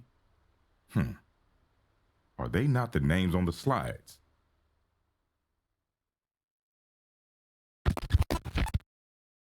Okay, now we're back at the studio. Nathan, I want to be Free. Free. Rock and roll. The Devil's Book. Oh man, I have to remember this? That was left, right? Oh, attic. The key works. I walk into the attic. It's almost empty. There's no furniture, only mannequins. Ooh. There are around 20 of them. They're all naked. There's a trunk on the floor in the middle of them. There's a symbol on it. I crouch down to see it. It has a padlock. I don't know what that means. Okay, right. Batteries? Finally find the library. Basement? Okay, can't get inside. I try to open it with a key. I turn the key and the door opens. I go inside. It's pitch black. The door behind me, I tiptoe down the stairs. I touch the wall, searching for a switch. It's broken. I need to find a light. If you have batteries, I'll need a flashlight. Then I see something about a book in the slide projector in the studio. Yeah, exactly. The Devil's Book.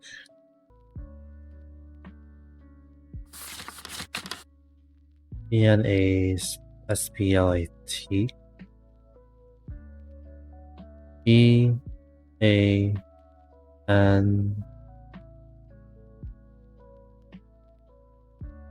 E-A-N-A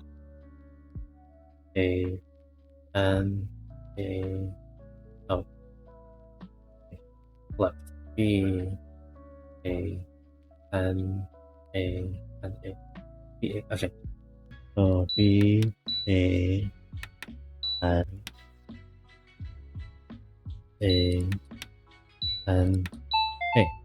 oh yay. I got one right. The other two, I have no idea. Okay, house. Door.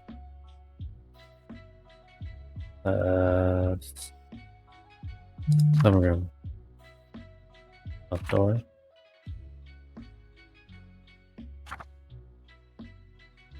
Fire. Kitchen. Oh, right. It's like 10:09. Okay. I'll need to keep a note that I found. Let me go out to the very end. Room. Studio. Street. Okay, here we go. N-A-N-A. Yeah, so that's pretty simple. Next is Baba and N.O.D, which I don't know. I've yet to find either of them. So Narang goes up to 5. It says X and O's. Okay, so Baba and N.O.D. Okay, N.O.D, Greedo, and Baba will let you in. Need to figure that out. Oh wait, these are slides that I need to find. 2 and 3. Leave. Get out of this room.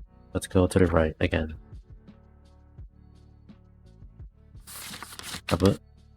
Oh, we have things here.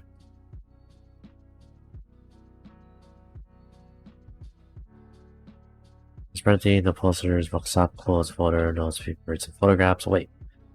There's also a camera, a voice recorder, videotapes, and some batteries. Yeah, I'm not sure what all this is for. Okay. And then they go to the left. There's this in the attic. But it's only mannequins. And this, I have no idea what it is.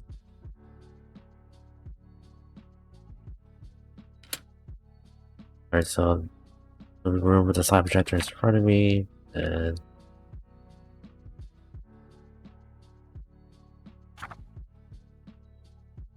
alright. First door. There before, swimming, missing a box. Melody did that. Put a door. He doesn't work, but why?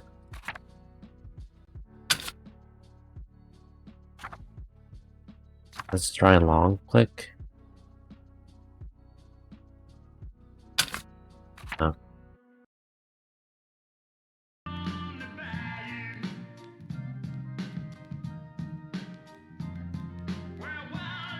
Oh, that's it. It's right there. Bad kid lie. That's the solution.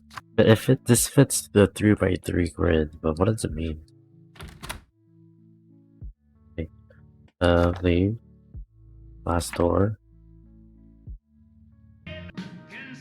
B-A-D-C-I-D-L-A-E.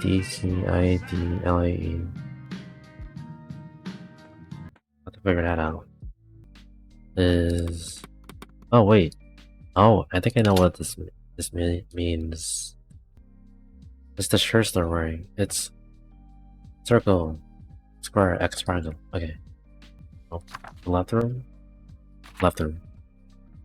Circle. Square. X. Triangle. Huh. Okay. Inside, I find hundreds of cans of caviar. Hidden on the cans, I find an envelope. On it is the same symbol that's on the trunk. It's addressed to N.O.D. I open it and I find a bunch of papers and some more slides. I'll take that. I need to wash them, I think. I'll take another look inside the chest. There's also a flashlight, but it doesn't work. It has no batteries. Look, let me have batteries. For a secret weapon, press red button 3 times. Right? Be immortal. Stop being left-handed. Be invisible. Interesting. Flashlight. Is there anything special here? Ah, that's the order that we have to put it in.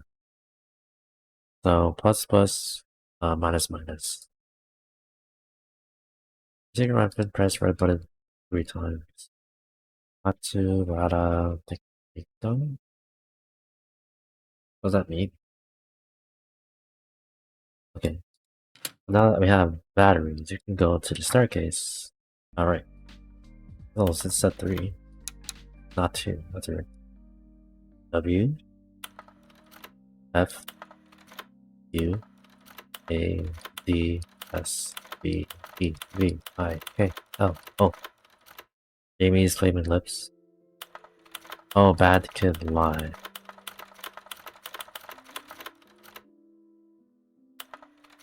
Well, Jamie's flaming lips is their album name, but these... Oh, if this goes up to 9, then we have to put up the 11, 12, 13... Never mind, this goes up to 13. Alright, so... Bad. B is number 7. Alright, so... 7. E-A... 4. 5.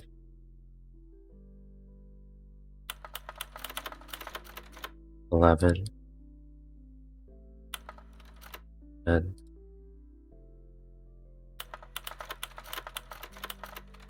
5. Then L.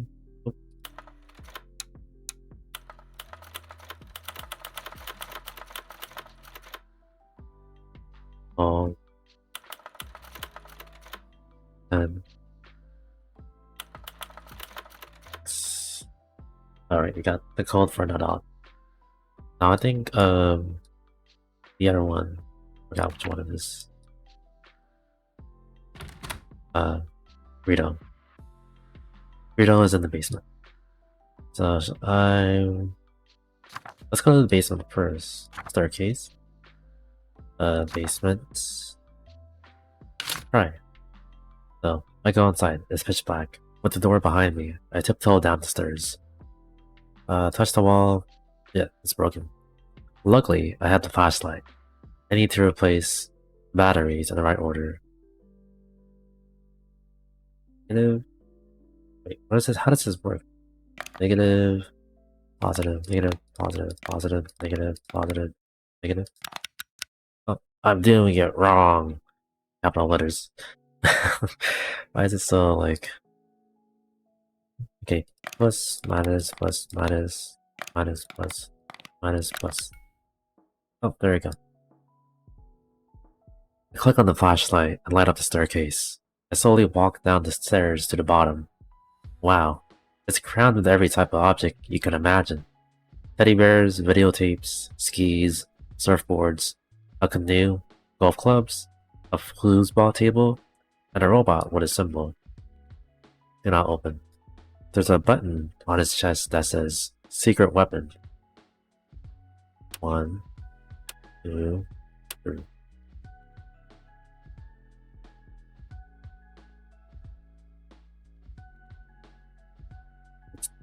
3 times. Alright, hold on for 2 seconds. 1, 2. Okay, let me look at that thing again. Press for button 3 times. I did that. There's a specific way of doing it. 1, 2, 3. Oh. All of a sudden, its lights start to flash and it makes various sounds. Then the robot opens up. I stick my hand inside and pull out some slides. I turn around and leave the basement. Alright, next is Baba. That's it? Seems... oh. What's next? Huh. So the fish or the whale is this way. The next one after this, like the X's? Facing downwards. So it's like this. Is it like a Tetris piece? So it's like 3, 1, 2, 3. Turn it 1, 2, 3. Then that way is 1, 2, 3. Then 1, 2, 3. That's easy. 1, 2, 3. Easy. And we have the last one. That's 7. Oh. Never mind. 3 is U. Or is that a V? Is that a U? I have no idea. 4 is A. And D is that. What the hell is this supposed to be? This does not make any words, so I have no idea. So it feels like add B A, like I'm only putting the numbers where the letters are. B-A-D. Wait.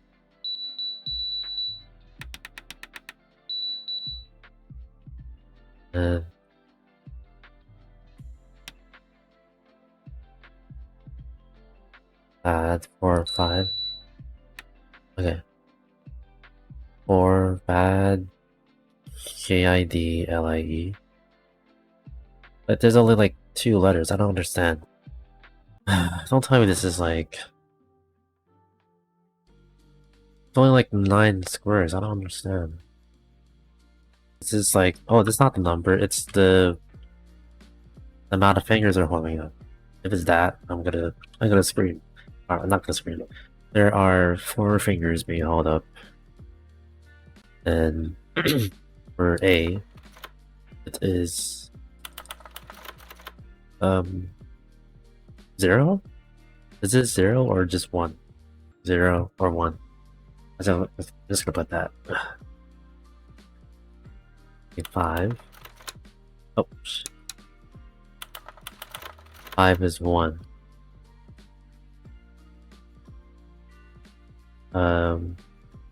K is 11.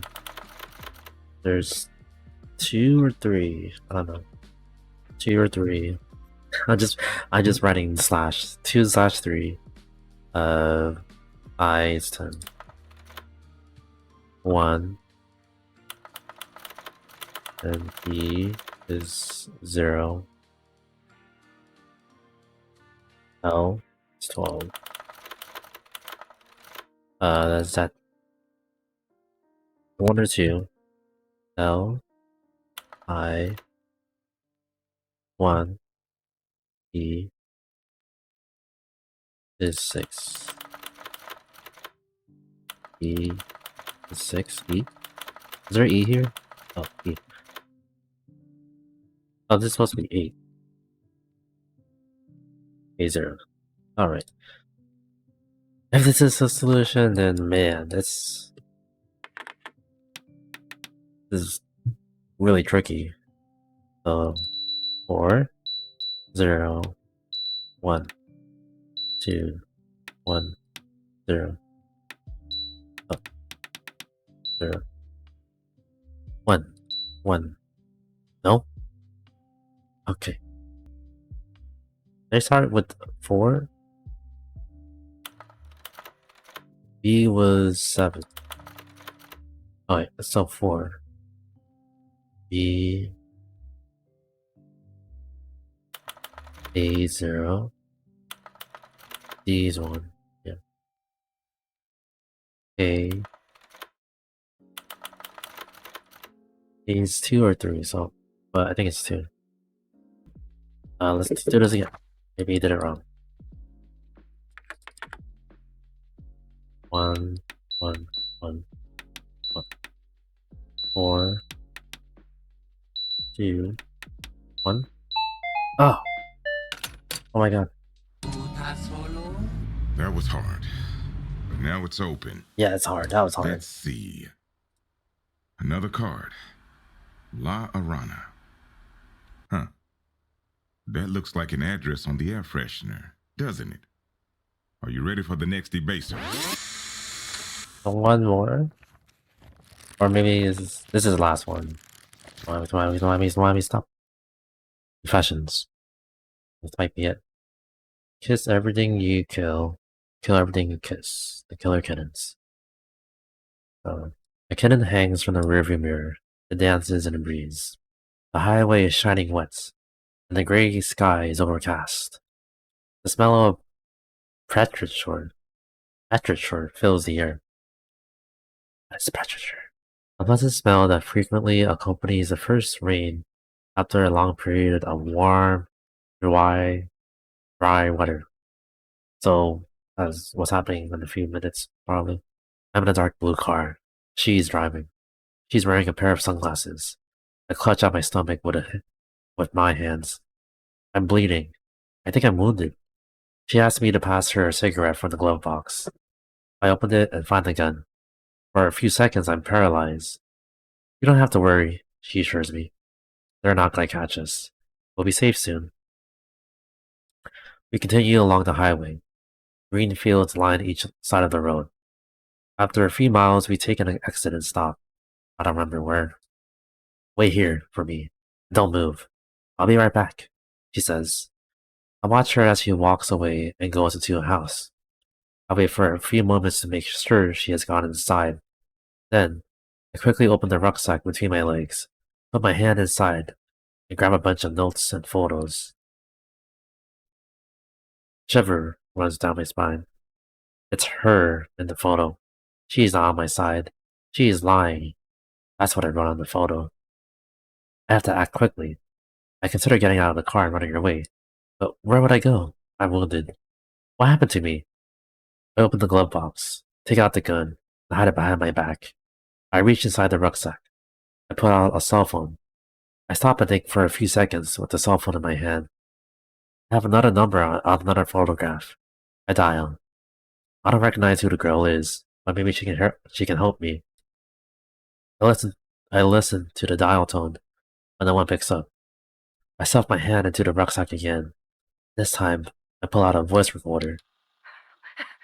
Listen, Jay Summeros didn't kill Diane. It was Deborah.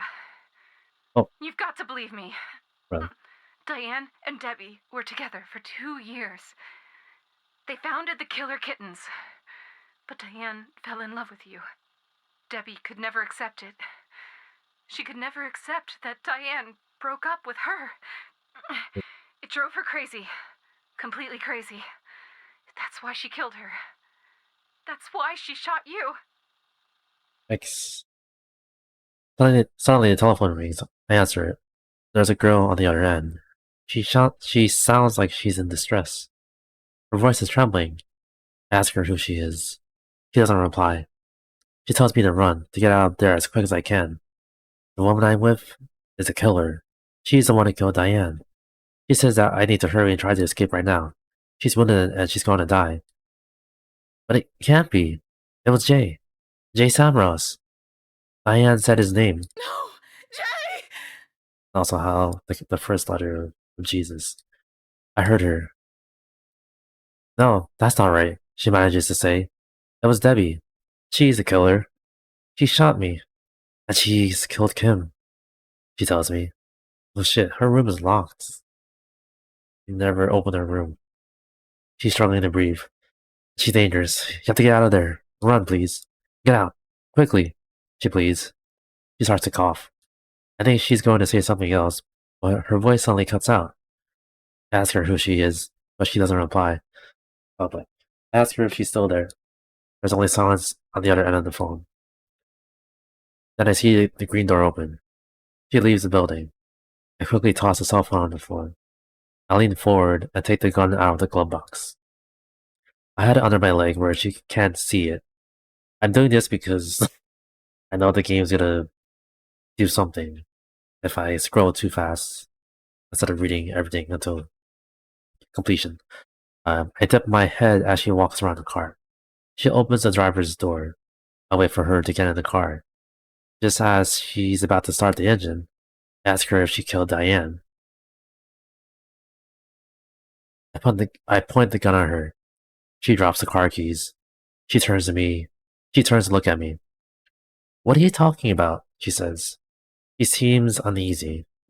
I show her the picture of the girl I spoke to on the phone. I tell her that she told me everything. She suddenly looks calmer. She tells me that I'm confused. It's because I lost my memory. It wasn't me, she says. I swear. You have to believe me. Jamie's making it all up. Her eyes widen as she tears up, but she seems to be smiling. In all truth, it was Jamie, she whispers. Kim knows it was her. Just ask her. Oh my god, I don't know who to trust anymore. Like, I feel like they're all manipulating him. I point the gun at her. I look at the photo. Don't believe her lies, it says. She tells me she loves me, that we're engaged, and I have to believe her. She swears to me that she didn't kill Diane. She tells me I'm making a mistake, but I don't believe her anymore. And then, the force of the shot slams her into the car door. Her body slumps over the steering wheel. I killed her. I killed her. It was me.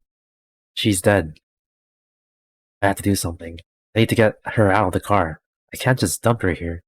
I'll put her body in the trunk. Well, what if someone sees me? I look around. It's deserted. But it's not going to be easy to get her body out of the car and into the trunk. Anyone can show up. I change my mind. I'll drag her over to the passenger seat. If I put the sunglasses on her, it'll look as though she's sleeping. I check the surroundings again. I make sure no one saw me. I start the car and drive out onto the road. I drive for a few blocks till I see a wide avenue.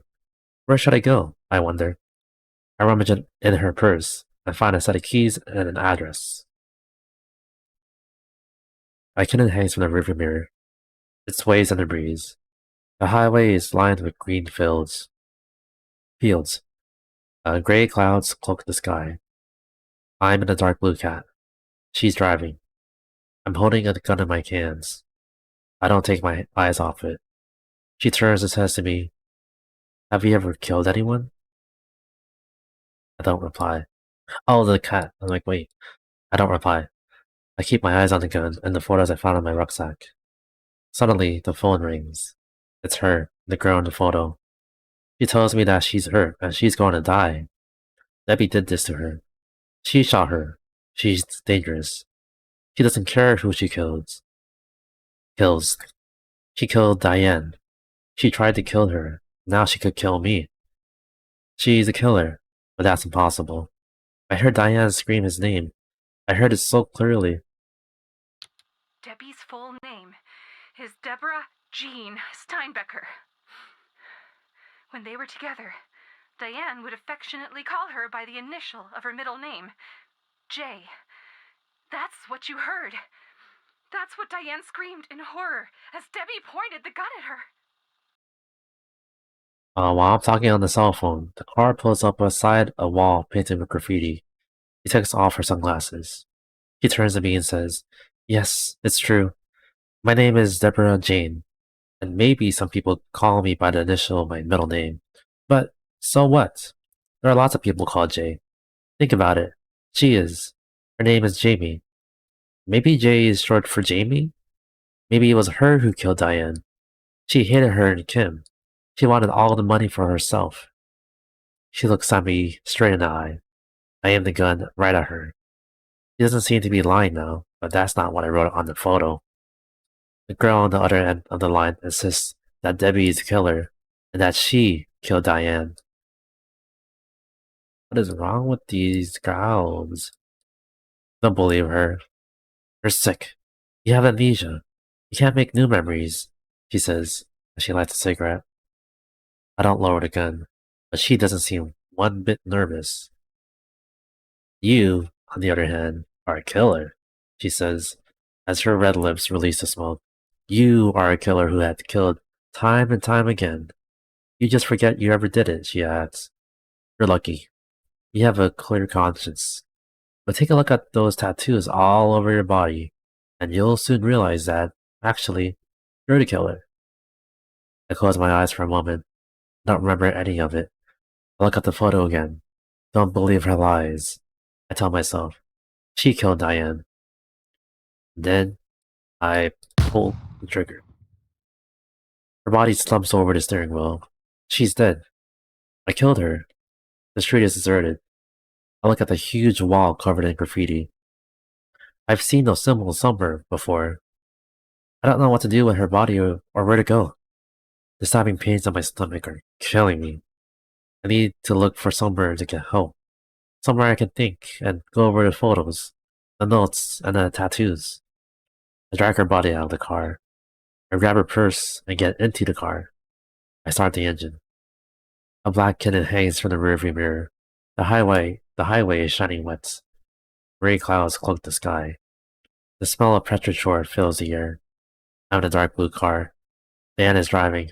Oh wait, is he losing? I think he's forgetting every time he goes in the car. I'm in a dark blue car. Diane is driving. No wait, no Diane. We're on our way to a gig. We're running late. On our way to a gig. We should have been there 20 minutes ago for the sound check. There's a song playing on the radio. It's our song. We're stopped at a red light. A billboard to my right catches my attention. Hey, she says. I turn my head. There she is. Beautiful, yet dangerous. She's wearing red lipstick. She slowly leads her head toward me. I don't even have to ask. I kiss her. A long, gentle kiss. The doctor tells me to take photos and use a voice recorder. I can't form new memories after the accident. He tells me to train my memory not to forget to take my pills.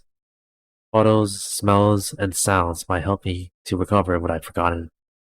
Are you sure it wasn't you? The detective asks me. You don't remember a thing. You say it wasn't you, but how can we know for sure? Maybe you're lying to us all. I've been here for what seems like hours. She's dead. I tried, but all I can remember is her scream. You were the only one there that night, the detective pushes. He leans towards me. Just you. You're making it all up. She shot me. And she killed Kim. We showed her Diane's necklace. She asked us where we got it from. And then she shot us. Run. Quick. Get out of there. Hurry. Hurry. Vinny Coyle was my roommate. He played in the band. He had amnesia. One night he had an argument with his girlfriend. It was a huge fight. She told him she couldn't do it anymore. She was leaving him. They fought. She was crying when she left. He was alone in the house. Coyle broke down. He was really sick. What was he going to do without her? How could she survive without his memory? At night, he decided to end it all. He turned on the gas, took off all his clothes, and lay down on the bed. But it didn't work. A few minutes later, he lost his memory. He found himself in bed, completely alone. Where was she? Where did she go? He had no idea. He had forgotten everything. He got up and left the bedroom to discover the damage they'd done during the fight. He immediately thought something had happened to her. He left the house without even getting dressed. He had to find her. She got home before she did. Before he did. He was exhausted and angry. He didn't want to go into her bedroom, so she fell asleep on the sofa, never to wake up. She hadn't realized the gas was turned on. Oh shit. While Koya was out looking for her naked on the beach, he was poisoned in her sleep. I'm like confused right now. What the heck? She shot me, Me. and she killed Kim. Yeah. We showed her Diane's necklace. She asked us where we got it from, and then she shot us. Run. Quick, get out of there. Hurry. Hurry. It happens without warning. It's a strange feeling. Everything goes blank. Then, can't remember a thing.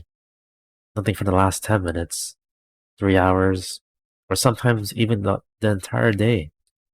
I never know when I'm going to lose my memory. When it happens, I always go back to the same place. My last memory. An infinite silence, and her dead in my arms.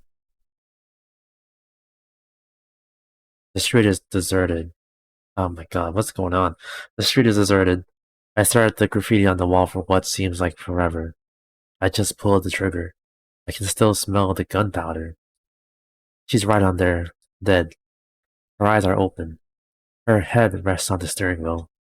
I'm not sorry, nor am I happy. I wanted revenge, and now I have it. Is this what satisfaction feels like? How long will it last? How long will I remember this? Everyone's gone home. The place is empty now. There's no trace of anyone who came to see us play tonight. It's just me and her. We're completely alone. Despite the immense size of the old theater, I feel the intimacy of the moment. We go up on the stage and make love surrounded by the silence. As I kiss her, I lie, I love you. She's back. She's leaning on a passenger's door. Her sunglasses are in her hand, stares right at me. Have you ever killed anyone? She asks. I don't reply. She winks at me and says, come on, we're gonna go get rich. She loves me. She loves me like crazy. I'll always make the same mistakes. But this time, I pull the how many times? What? A kitten dances in the breeze. The highway is shining wet. Gray clouds cloak the sky. The smell of the petrichor fills the air. I'm in a dark blue car. I did it. I'm a killer. There's a black kitten hanging. Mirror. Diane is driving. We're going. Jake sways in the. We are running late. We should have been there ago for the sound check. There's a song on the radio. Our song. We're stopped at the red light. Billboard to my right breeze catches my eye. Hey, she says. I turn my head. There she is, looking at me. Beautiful and dangerous. It's red lipstick. She leans her red head towards me. I don't even have to ask. I kiss her. A long kiss. Doctor tells me the highway to take use the voice recorder. I can't make new memories because of he tells me I'll train your memory and not to forget to take my pills. Photos, sounds, may elf me what I've forgotten. Are you sure it wasn't you? The detective asked me. You don't a thing. Just lying with you, say you didn't do it. But how can we be sure? Maybe you're lying to us all. I have been in palm trees. Here for what seems like I was found on the beach. Naked, with only a blanket wrapped around me. Dead. But I can't remember anything. And gunshots. You were the only one there that night, Eddie. Pushes. He leans, stares barely toward me. Nobody else was there when you love. You're it all up. You spent Cloud and the entire there, in the bedroom making love. You were going on tour with the Bidan, and I wasn't going to see her for months. We went away to end the clear island, just the two of us. Night on the beach. I waited until the sun began to rise to give it to her. I wanted blue sky, her to have something in mind when I was away. Necklace. I bought it when I was on tour with the band. She said it was perfect. She tells me she'll never take it off. I remember that moment perfectly, as though it yesterday. That memory is from a long time ago. It's real. I'm in the red. It's a strange feeling. Everything goes blank, and I can't anything. From the last 10 minutes, 3 hours, or sometimes even the entire day. Going convertible. My memory. When it happens, my memory. Infinite silence. Breath dying, her eyes staring up at me, and my hands covered in dope. I stare at the graffiti on the wall for what seems like forever. Then, her eyes are open, her head on the steering wheel. I did it. I'm not sorry. I'm not revenge, and now I have it. Is this what satisfaction feels like? How long will every is empty now? There's a came to see us play tonight. It's just me and her. Despite the theater, I feel of the moments. We're both naked. We go up onto the stage and surrounded by the silence. As I kiss her, I lie. I love you. She's back. Passenger door. Sorry. I feel like she's back. Passenger door sounds like it's the second season of a TV show. She's back. The passenger door. Sorry. Okay. Glasses are in her hand, stares right at me. Have you ever killed anyone? She says. I don't reply. She winks at me and says, We're get rich. She loves crazy. I always make this time. Oh, this time what? There's a black kitten hanging mirror. Deanna's driving. Does it keep on going? Okay, Deanna's driving. We're going gig. So it's no, we're running late. Could have been there ago for the sound check. There's a song on the radio. Our song. We're stopped at a red light. Billboard to my right breeze catches my eye. Hey, she says. I turn my head. There she is, looking at me. Beautiful and dangerous. Red lipstick. She leads her head towards me. I don't even have to ask. I kiss her. A long, gentle kiss. The doctor tells me the highway to take to use a voice recorder. Is this repeating? Nobody was there. We spent cloud on the tire, on the beach, red, boom bang. Yeah. A memory, and from the silence, we're dying. Uh, oh, oh my god. Uh,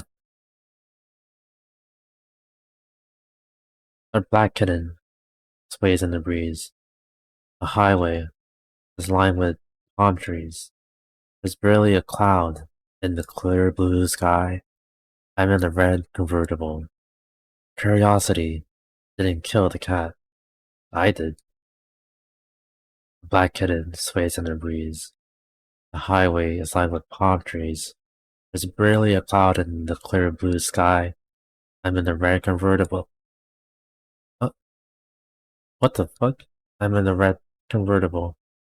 Curiosity didn't kill the cat. I did. The black kitten sways in a breeze. The highway is lined with palm trees. What was that? I did. Uh, Okay, let me go slowly this time. Black kitten sways in a breeze. The highway is lined with palm trees. There's barely a cloud in the clear blue sky. I'm in the red convertible. Ah, the highway, palm trees, barely a cloud in the clear blue sky. I'm in the red. I did. Come on, can you go back to the top? Where? How do you go back to that thing I just saw? So if you just don't do anything. I assume it just brings you all the way back. Or brings you somewhere else. Really calm in the clear blue sky. I'm in a red convertible.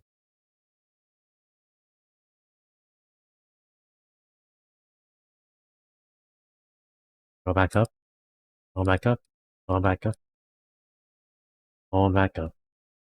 God, what happened? Am I in a loop? I did. Vision and breeze, highways on palm trees. Go, go, go, go.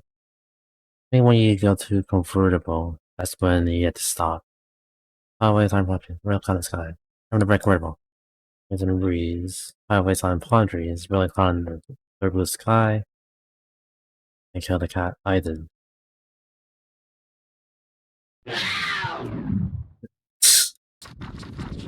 Don't worry. You must be confused. It's only normal. You But I kill it. promise you, we're very close to finding out who killed Diane. Those cards hide something. I'm pretty sure. Now, listen. This message written in the red notebook refers to the next debaser. Watch the dancers perform our number. Does it mean anything to you? Can you remember anything else? Watch the dancers perform our number. The highway is shining wet. I already read this so many times. The highway is shining wet. That small petrol fills the air. I'm in a dark blue car. There's a gun in a glove box. She is driving. I'm wounded. I feel a sharp pain in my stomach. My shirt is covered in blood. She tells me we're going to get home. I'll be alright. She'll help me. We're gonna get far away from here, the two of us, where everything will work out. I find these folded a photo of her in my rucksack, among other things.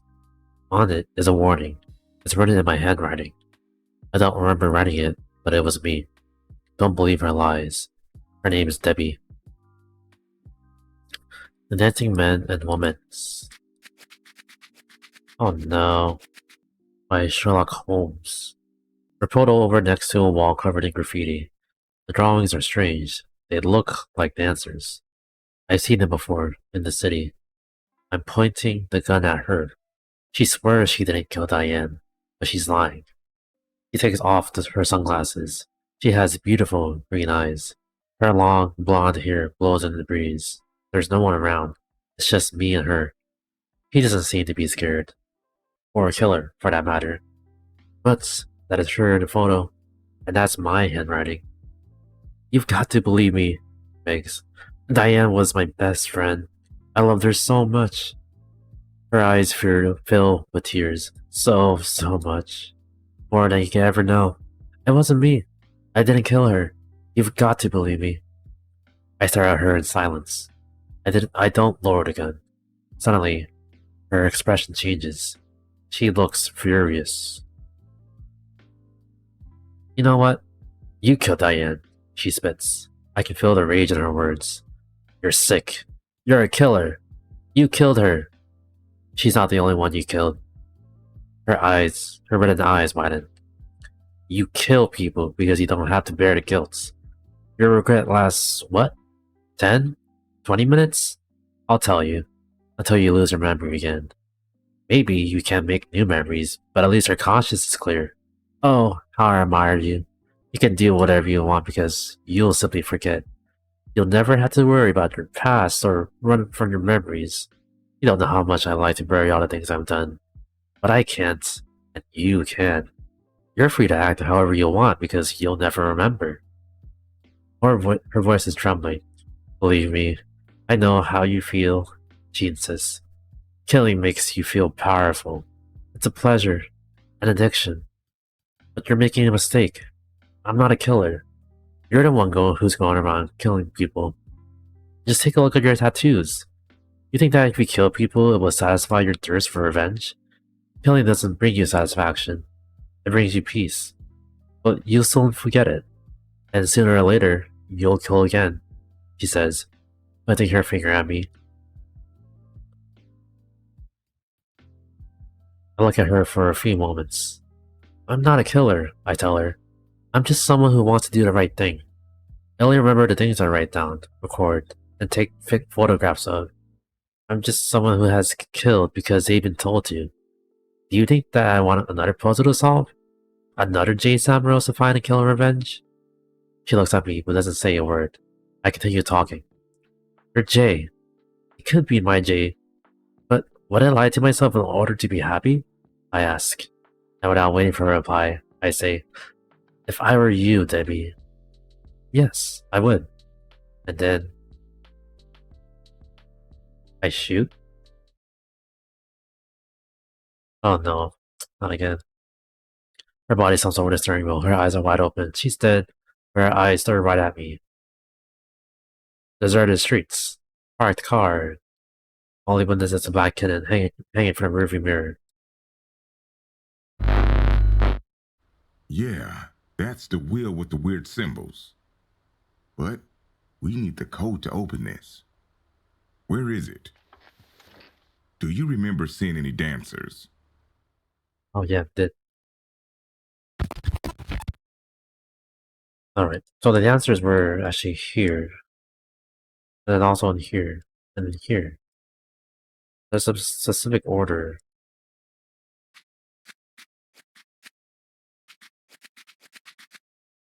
Oh. How are you supposed to know that's up? 1, 2, 3, 4, 5, 6. 1, 2, 3, 4, 5. And there's green.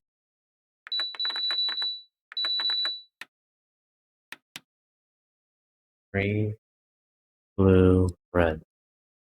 How do you figure out which is the right one? Oh wait, it's right there. Up. Up. Up what? Looks like that is up.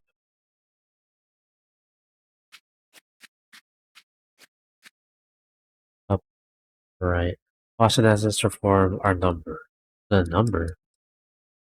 What does that have to do with upright?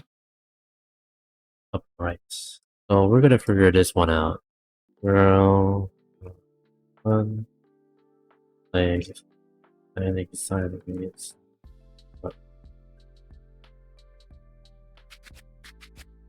Okay.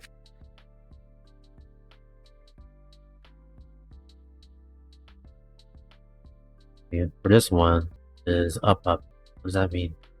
What's up up?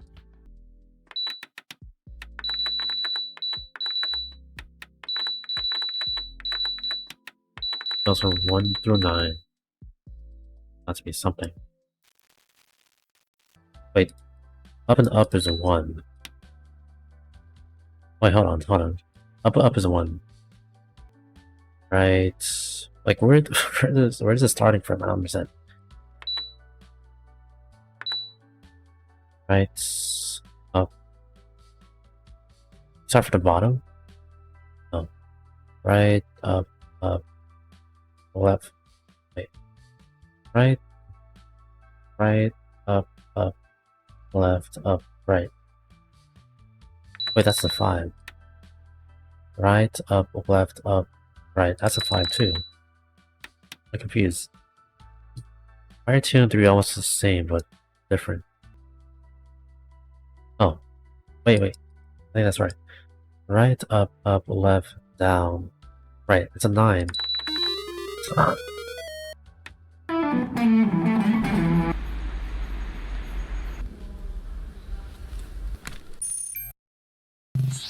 Thank you. Thank you for your help. We never could have opened these debates without you. Done? But now, we got everything we need to lead us to the loot your friends have been hoarding. Wait. Yep. We never really wanted to help you. Oh, great. To tell you the truth, we don't care who killed your girlfriend. We never did. What's important is that the killer kittens are dead. All of them. Uh-oh. And that money, and those jewels and pieces of art, all of it is ours now. And you know the best thing of all?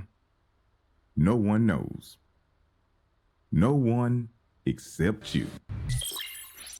But that's not a problem, see. You know why?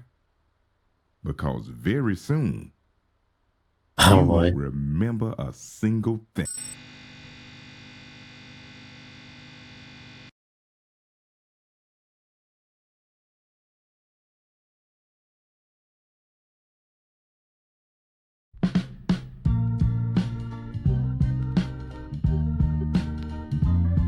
Hey you,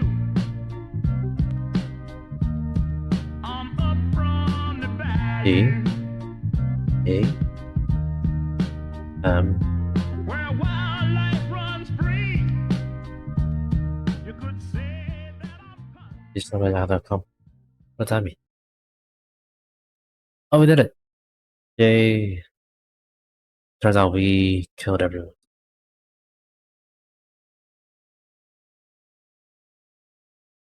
Wait, Rusty Lake is here. Are they inspired by Rusty Lake? Wow. So that's surprising. Oh well. Yeah, I did it. That deserves applause.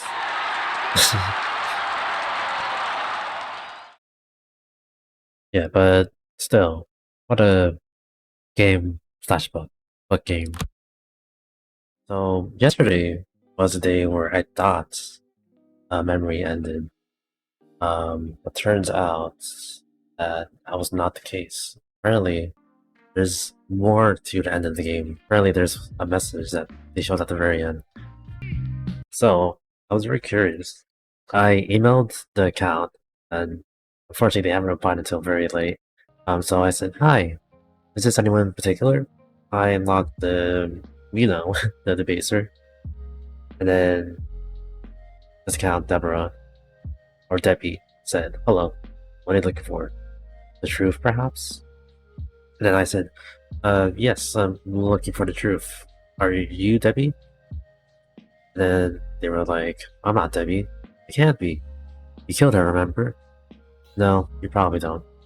You have forgotten. Again, as always. I'm the one you led to the girls' zoo. I'm the one with the diamonds. Do you remember my name?" Then I wasn't sure at that part. I wasn't sure who I was speaking to.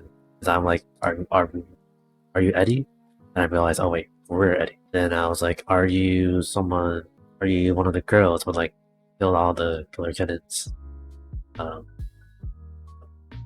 but the final chapter, the the bolded letters spelled out a name. Like in the paragraphs, there was like one letter that was bolded.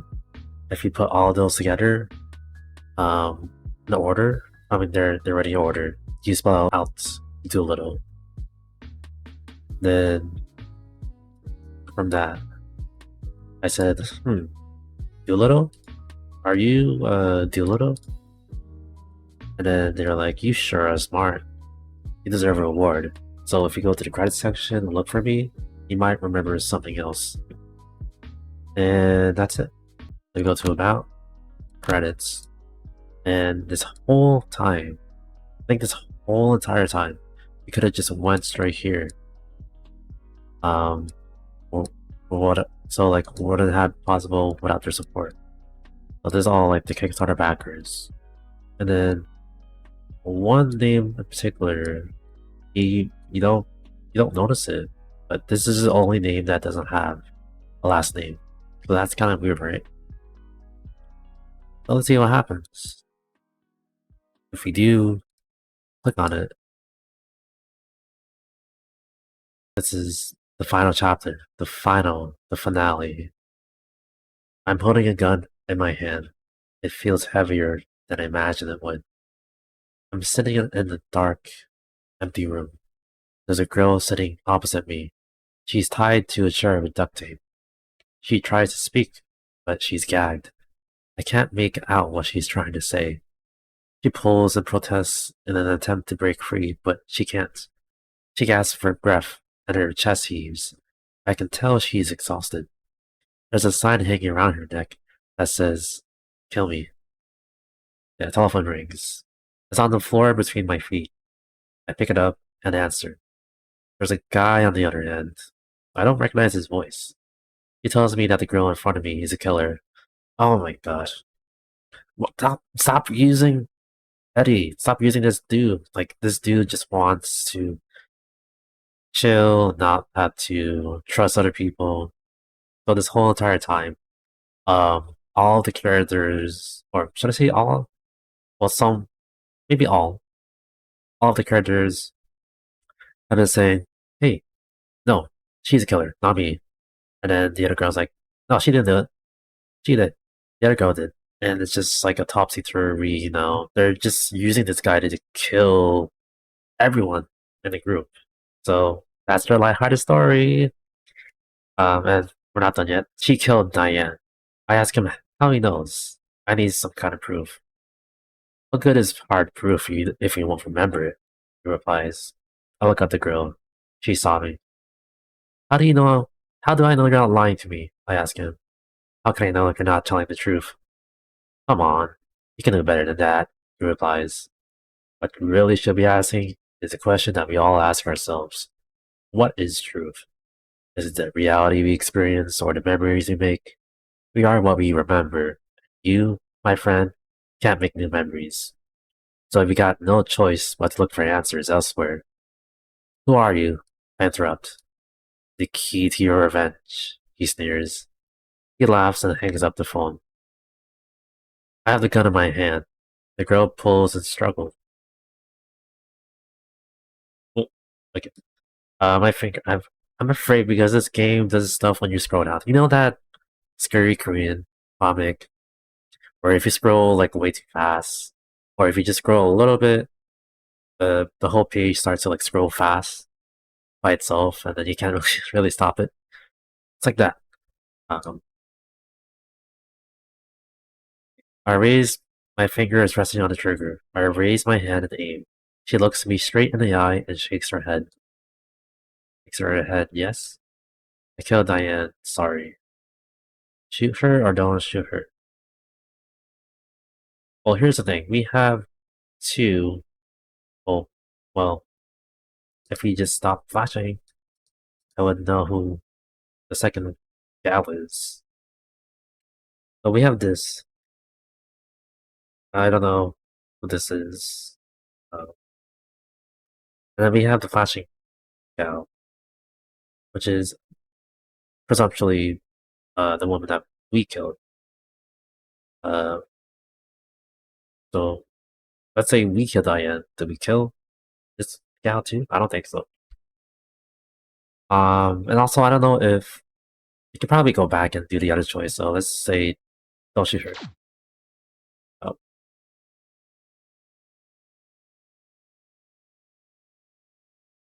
it. Um, yeah, let's do it again. Okay, what if we shoot her? Is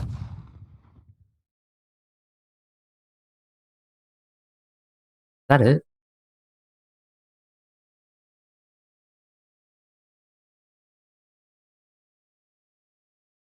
Wait, that's actually it? Okay, wait. Maybe this is a loop the whole entire time. Don't shoot. Don't shoot. Something turns off. What does that mean? I have no idea what that means. What if we go back to the beginning? Sorry. Yes. Yep.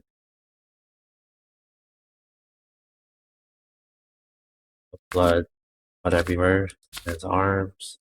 Naked.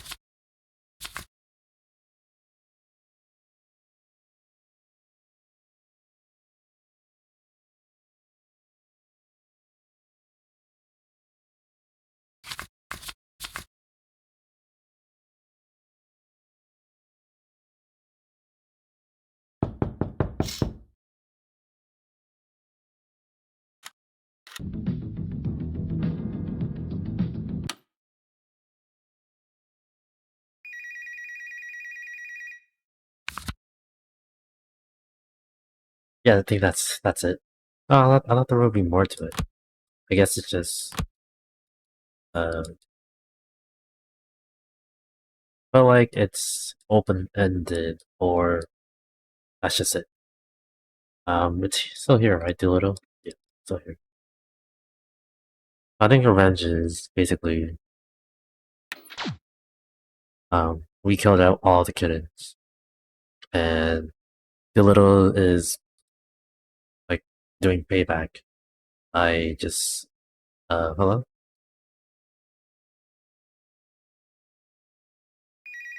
Oh,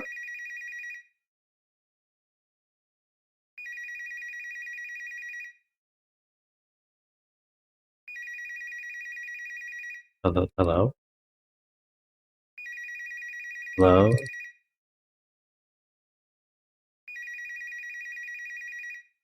Um, I'm gonna quit. I'm like, this game is scary. When it does things on its own, and I don't know what's happening. I just gonna assume that's it. So